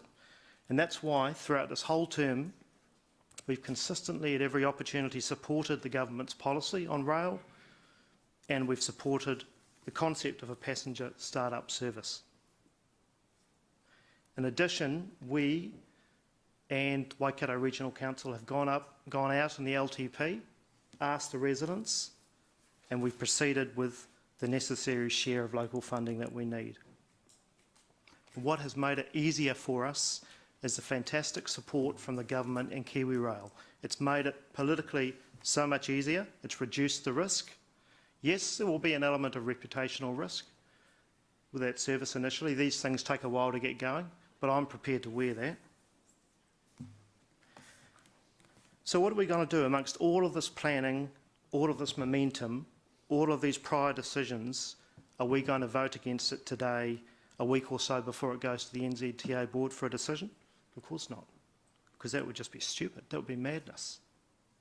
What I like about this is, and I've been involved in some of the decisions, some of the meetings in the last few months, is that despite the temptation to cut the service level back to try and fit some sort of NZTA funding envelope that we thought there might be, we've kind of resisted that.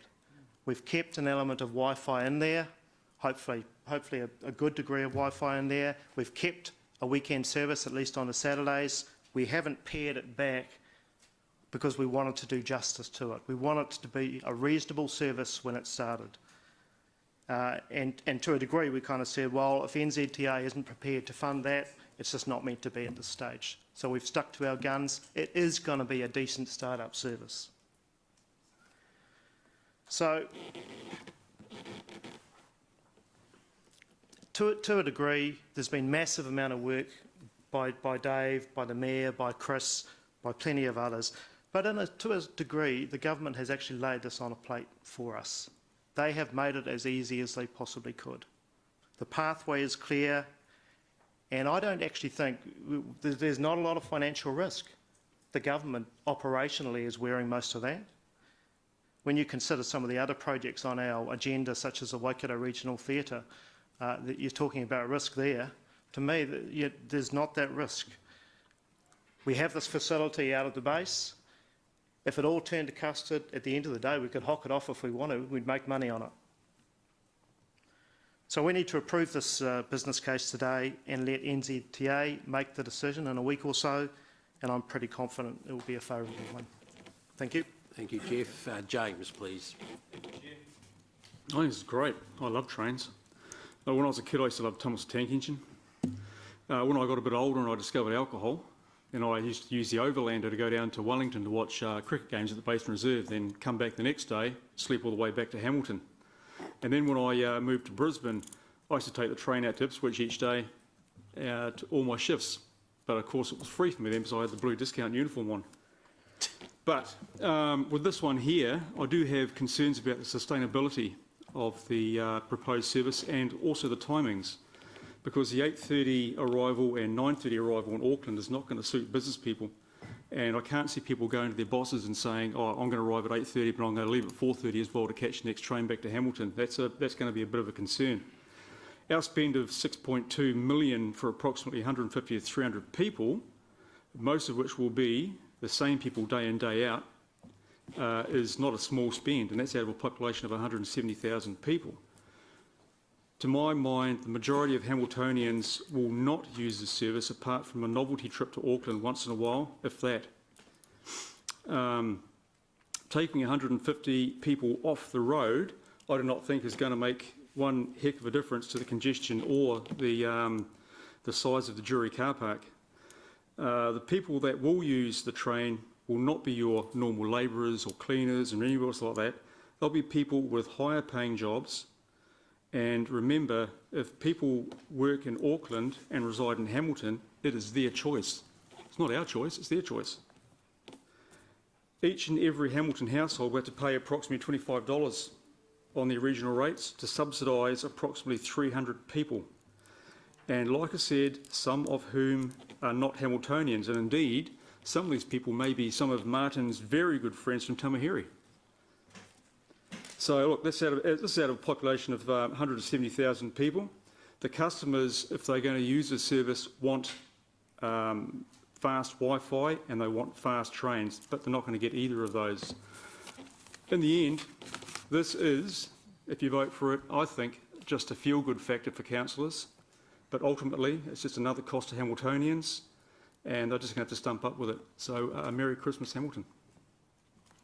Thank you. Angela. Thank you, Mr Chair. The picture is bigger than what I've heard debated in the chamber today, and I couldn't agree more strongly against Councillor Mallett and Councillor Casson. Yeah, you know what I mean. Look, Councillor Mallett said this is not about the people. This is about people, and that's what I'm going to talk about, because the experts in passenger transport have put together a very thorough business case, so I won't talk about the detail. I asked myself many, many times, and I've done that since I've been on council, what it would take to get me, a single independent woman, out of my car to use passenger transport. And the answer is nothing. I like my car. I move around the city in my car, and it gives me that kind of independence. When I ask myself the same question, what would it take to get me out of my car so that I wouldn't have to spend, and the business case says between 2 and 4 hours getting into the central city of Auckland, well, the answer is different from me. If I could get on a train, the answer is absolutely yes. And this is where people come in. The success and the productivity for the businesses in this city and in this region, for employers sending their employees on a train where they can work and be productive for 2.5 hours, will be significant. And there are a lot of businesses that send employees daily or several times a week to Auckland. Those employers will save on car costs, fuel costs, parking costs. We all know the cost of parking a car in Auckland is just about a second mortgage. And the downtime of an employee sitting in a car for between 2 and 4 hours at the start of the day and 2 and 4 hours at the end of the day is considerable and should not be underestimated. The economic benefit for businesses in our city, once this service starts and catches on, will be significant. There will be groups of employees travelling up to Auckland, and I know many of them, that will hold meetings, that will sit there with their laptops on the hopefully free Wi-Fi and be incredibly productive.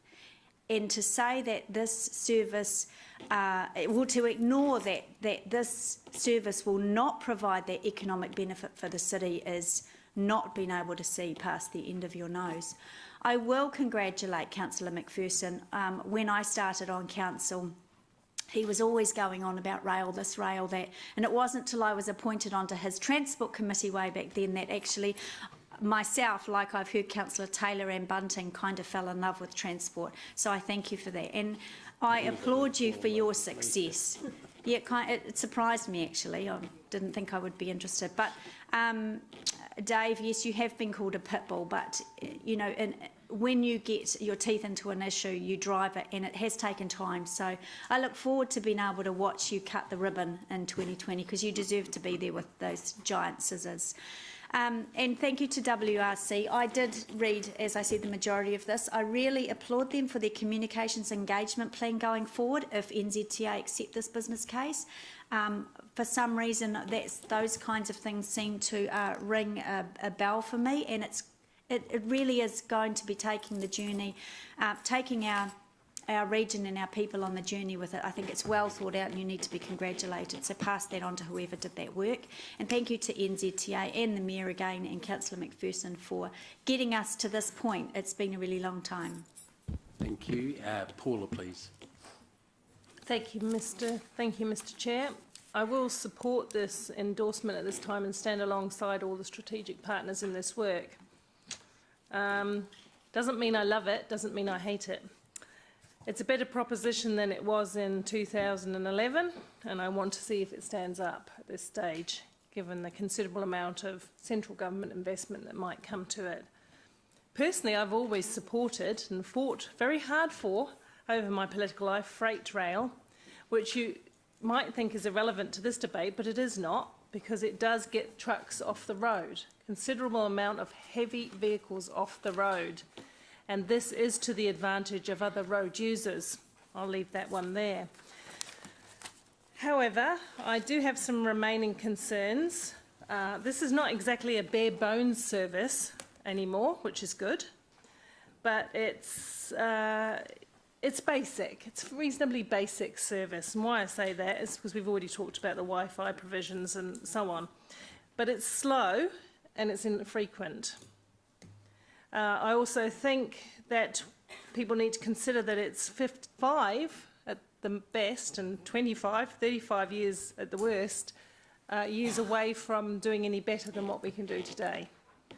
I believe we need to have a little closer look at the timetable. I just say that because we have to consider who we are catering this to, workers or people up there for a little business meeting, or exactly who.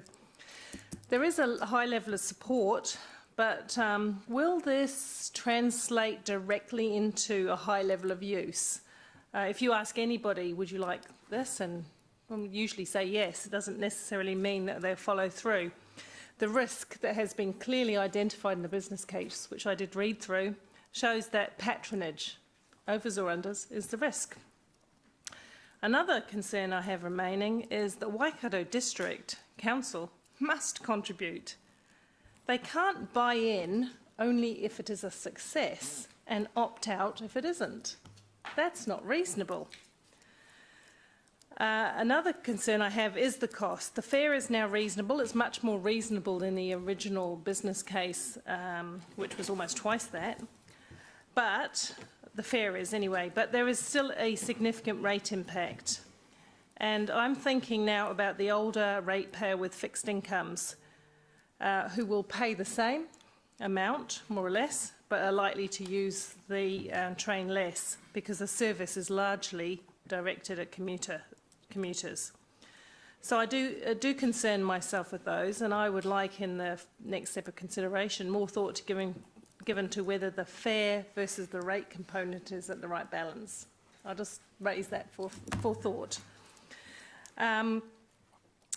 Lastly, I've always supported shared or public transport systems for over 15 years. I tell you what, though, I have used in the last 6 months several times the intercity coaches, which I'll just mention are not in any way subsidised by the ratepayers. With Wi-Fi, I sat there and I had my food and my coffee and looked to my Wi-Fi and went up and down to Auckland and got right outside Sky City. Thank you, it was great. Let's remember that Auckland is one of the best examples in New Zealand of urban sprawl, probably in Australasia for that matter. And I'll just make the point that not all business occurs in the CBD.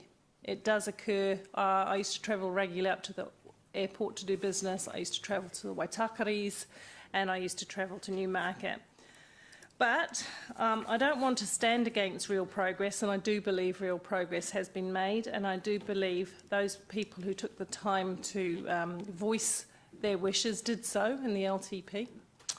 And the public need to now engage with this new business case. The budget that we're putting in is already existing in the LTP.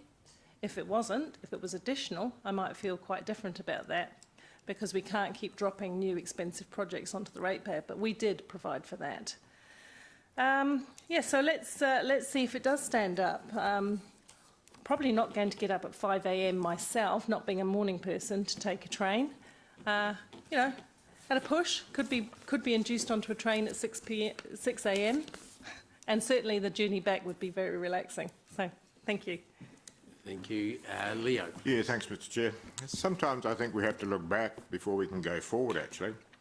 And I noticed that the first train, which ran from Hamilton to Auckland, started on the 8th of April 1968, and it was called the Blue Streak, and that actually had 88 seats. However, that discontinued for the lack of patronage. And then again on the 26th of June 2000, we started what was known as the Waikato Connection on a 6-month trial. They used an old Silver Fern rail car with full onboard catering facilities. The service then ended with about 30 passengers per day actually travelling the whole distance from Hamilton through to Britomart. Then in 2017, the Regional Council actually started a study looking at a bus service from Hamilton going through to Papakura and then catching the rail system within Auckland. And of course we won't know until the NZTA board meet on the 14th of December whether or not this is a goer.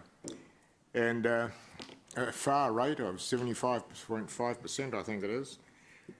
I have my doubts as to whether or not that will be approved. Looking at the report, it says the road-based vehicle travel from Frankton to Britomart is 2 hours 30 minutes, which I agree with. And they say the 85th percentile of this is 3 hours 4 minutes, which means that they must be travelling at a peak time. Paragraph 38, whereby we're looking at the reduction of vehicles per day on the network. It claims that between 19 and 20 there will be a reduction of 65,579 vehicles, and according to my calculation that actually reduces vehicles per day by 174 vehicles. And when we look at the motorway system, which is a 4-lane separated carriageway, this only actually reduces the vehicles to 2 vehicles per hour over a 24-hour period.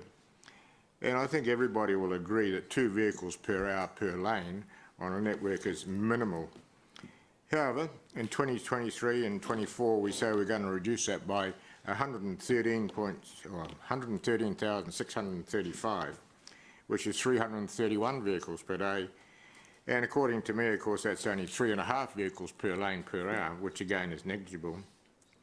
Looking at the capital costs of 49.56 million. If you gave me that money, I'd be able to go out and I'd be able to buy 122 Volvo buses with 2 axles, which means I could actually run a service from Hamilton to Auckland every 12 minutes of the day over a 24-hour period. We've got 20 coaches which depart the city every day going into Auckland, and the fares actually cost $1 if you're on Mana Transport if you're lucky, $7 on intercity if you're lucky, or averages between $18 and $33 per ticket. I personally would favour that we continue to look at the 2017 Regional Council proposal, which we run a bus from Hamilton here up to Papakura, and then we jump on the Auckland the rail system from there on. So look, I'm sorry, but I just can't see that this stacks up, and as a result of that, I will be voting against the motion. Thank you. Mark, please. Thank you, and it's been a really interesting debate. I think members or councillors for their contributions today. It's made this speech look really hideous as I've changed my mind 15,000 times. I think Leo in particular, because I'm probably closest to his thinking. I romantically, I want this thing to work. I really want this thing to work. And I will support the business case at the moment, but please do not take my support for granted on this one. I've listened to some excellent contributions today. I listened to Councillor O'Leary talking about getting out of her car, and then my head went to the Billy Ocean, get out of my car and into my dream space because I'm so jolly hungry. I listened to Councillor Mallett, and he rationally and rightly pointed out it is a stupid thing to do financially. Stupid. Then I listened to the Deputy Mayor, who was talking about we must hook in the other politicians in this one, and that is, to me, the nub of this entire risk we're looking at taking. I listened to Councillor Jeff when he talked about how, comparatively, it's minimal when you compare it to the theatre, and yeah, on paper it is. But my question, as a governor of this city, is how much risk I can rationally support putting this community through, these ratepayers through, and these ratepayers have taken a beating this time around. They've taken a pounding. We've asked them for a massive rates rise to cover the costs. We've put them at massive risk with a HIF, which is about to strip the cupboards. And within a year of doing that, suddenly we're presented with a $4 million bill for the cricket lights. And that, boy, that makes me nervous. It makes me really nervous. Not to mention the savings we're asking Richard for, the buildings we're buying in Victoria Street. We are putting this community at massive risk. So that, to me, affects our risk capacity big time. If you look at it like a bold decision of years gone by was the moon landing. That was the bravest decision ever made politically. A rocket will not get to the moon unless it takes off. I hear you, Dave. You know, this is a start-up, all right? If we don't start this, someone needs to. Right? But it's at its most vulnerable when it's taking off. It's most susceptible to crosswinds before it leaves the atmosphere and gets up. Once it's up in space, it's relatively safe. But when you're taking off, you're at massive risk. That's when the explosions happen. That's when the accidents happen. There's a massive crosswind in the horizons at the moment, and that is the opposition party, who are pretty, looking at the polls, pretty close to power, and have given me no indication that they're going to support this in the future, which increases the risk to me big time. So I'm very, very nervous about this, how much crosswind is blowing up there, and I really would love to see if this goes further with the NZTA case, a lot more done to, as Martin says, hook the opposition into this, because that's where the risk is to me at the moment. If this thing could easily get flicked off the rails with a quick flick of a pen, just as quick as they got rid of the Pairiri road. So that's my risk and my worry. I will support it at the moment, but like I said, please do not take my support for granted. Ultimately, it's NZTA's decision on the 14th, but I think it would be counterproductive to go against it at this stage, but I just needed you to know where I'm at this point. Thank you. Rob, please. Thanks, Chair. Look, this service is predicated on some significant subsidies. In my view, I don't ever believe that the service will be financially self-supporting. This time, however, the funding is largely coming from central government. But remember where central government gets its funds from. It gets its funds from us as taxpayers. And, you know, they have a variety of different pockets that they can take it out of, significantly more than we have. But they're no different to council. Every time we make a decision to spend, we either need to collect that spending back via rates or we need to borrow. And central government has to do exactly the same. So consider, fellow councillors, why the French are rioting at the moment. I think the way that it's balanced at the moment is that it is substantially coming from central government, but I don't believe that that will happen, that will continue to happen going forward, and I think at the end of the day the service may be picked, more of the costs of operating the service will be picked up by local councils. It's disappointing to me that our neighbouring council is not supporting it this time. And that, to some extent, flies a little bit into the flack of our last report, which was looking at the Waikato corridor, and some degree of optimism from Blair that we could expect some buy-in from our neighbouring councils. And this is exactly, in my view, what the Waikato corridor is all about. It's about expanding options for getting to and from, say, Hamilton, from the Waikato into our largest city. So that comes to me as a bit of a disappointment. But I think where the success of the project will be around some of the areas that we've discussed today: the service, the timetabling, the connections will all determine how successful this service will be. And I'm pleased that the feedback that we've had from from Kiwi Rail on that. What disappoints me at the moment is that I see pictures in the Waikato Times and on social media of what looks like a modern bullet type train sitting at our stations, when in fact that is not going to be the case initially anyway. Thank you. Thanks, Rob. Norm, thank you. 7 generations ago, our chief, Potato Te Whirowhiro, he said, Mākua nā, ko tai te kowha o te ngira, e kuna ai te miro mā, te miro pango, me te miro whiro. There was one eye of the needle to which the white, red and the black threads pass. The principles there are partnership, unity and collaboration, working together for the greater good of the past, the current and the future generations. Like previous speakers, with every bold decision, there needs to be a starting point, and the risk matrix feasibility has been thoroughly debated, has been assessed. The cultural, health, economic, environmental, social and enterprise and entrepreneurial discussion points have been raised. I believe that there is an opportunity here to provide for the next generation and the next generation thereafter, working in partnership with other councils so as to look at the future and the unknown, be bold, be brave, so that we can provide for the tangata and the tangata. So, mākua hei tautoko I tēnei rautaki, I talk in support of this particular opportunity. Kia ora. Siggy, please. Thank you, Mr. Chair. I will be short because we're probably all hungry and we're looking at the clock. Look, I have to admit I was not excited about the startup service. Well, I thought history will repeat itself and fail miserably, but I have changed my mind slightly, and I feel the pain of Councillor Bunting. But with the government support, NZTA and Waikato Regional Council coming together, this can become a reality, and hopefully the phrase "build it and they will come" true. So we're working on that.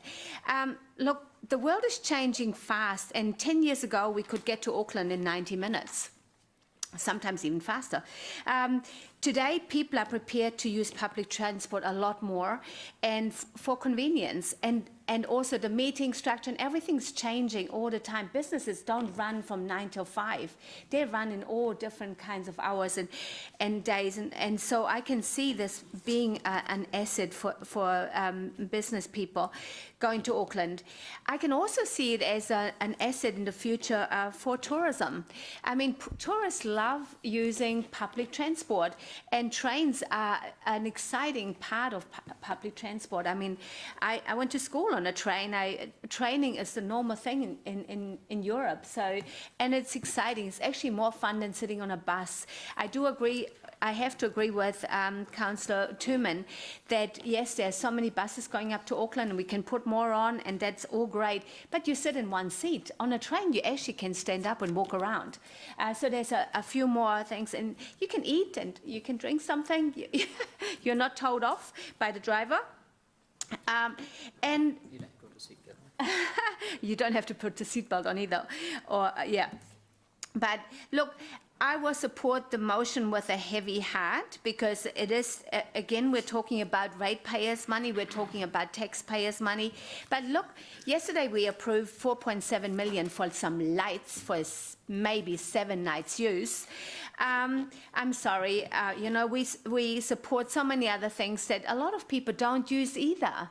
So this might be something, this is something that everybody can use and everybody can enjoy, or use for their business, whatever they need to use it for. So I'm looking forward to what NZTA will say in a few days. Thank you. Thanks. Just briefly, with my right of reply, firstly I'd like to say please vote for this, because I desperately need to stop Chris ringing me at 11:30 every night with discussions about rail. No, seriously, I would like to thank Chris for his fantastic amount of work and support that he's given to elected members involved in this, and to the whole council. Not just him though, equally on the other side of the river, from Mike and Jose and Russ, who's now left. In fact, it was Russ that got me into the rail, interested in rail when he was mayor. And I haven't lost that interest since. So I really appreciate the huge amount of work. I mean, Chris, just about every day, seems to be on the phone about this or doing new calculations, and I know Mike's doing the same over the water. So that's very, very much appreciated, and equally, Kiwi Rail's become like staff of ours now, I think. So that's good too. I was interested.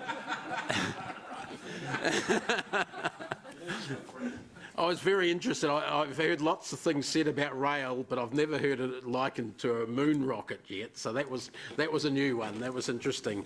But I thought when you mentioned that, the most successful moon rockets, well, at least rockets going out of the atmosphere at the moment, are flying from part of New Zealand. New Zealand Enterprise there has got those ones off the ground, and perhaps we can sign them up to help with us, and we might get the bullet train, who knows. But look, I had visions when Leo was speaking about 122 Volvo buses, of seeing them all stuck along the motorway at Drury there, or probably not even far down from the Bombay Hills, because even one of the buses is not going to get very far if it's stuck in the traffic. A train will go past that. So just think about that. Doesn't matter how many buses you've got. And in 1968, when I think Martin was first elected to council and Leo started talking about the trains, we had 50,000 people and there were 500,000 in Auckland. It's a whole quantum difference now, and it's not just 3 times as many people in each. The amount of commerce and travel between the two places is that much bigger. Perhaps the last thing I want to, one before that, coaches aren't subsidised. Actually, Paula, they are, and I know you didn't mean to exclude this, but so are cars. The most expensive transport in the country is the provision of roads, especially highways. That's where the real subsidy is going at the moment. This is slightly redressing the balance, or the imbalance, I should say. But what I want to end with was that there is a huge degree of public support for a service around here. Lots of people have ideas of exactly the nature of that service, whether it should be every hour or be a bullet train or whatever. But people generally have overwhelmingly supported it in the surveys that have been done. Think about that, councillors. The first survey we did back in 2007, a professional survey as a city council, showed 70%, or I think it was about 71% support for the rail. And it's not just the 300 people that on any one day might travel on the train. It'll be every one of those 171,200 people that are living in Hamilton at the moment, just updating you on the figure, Mr Mayor, every one of them has got the right and ability to use that train at any stage during the year. And if they just use it on one Saturday to go up for something, one family, and come back, then they've got their $25 value for money, I'd say. So it is something that is going to be value for money and available for every single Hamilton resident. If we happen to help out some Waikato residents along the way and they haven't quite paid their way, maybe I think that's probably a small price to pay for the benefit that this city will get out of it. Thank you. So let's move to the voting on the board. Thank you. And the motion as printed in the agenda. Sorry? Sorry, you've just gone off the page, Rob. Yep. It's carried 10. Oh, sorry, Amy. The motion is carried 10-4-3 against. I'm pinching her. Now, councillors, I propose we break for half an hour now. I realise that we're really late. 1:45, 35 minutes. Is that all right? Is that all right with the staff? Yeah, they've said yes, haven't you, Becca? I've had lunch. Councillor Jeff will be chairing when we get back because I've had something personal come up that I need to attend to.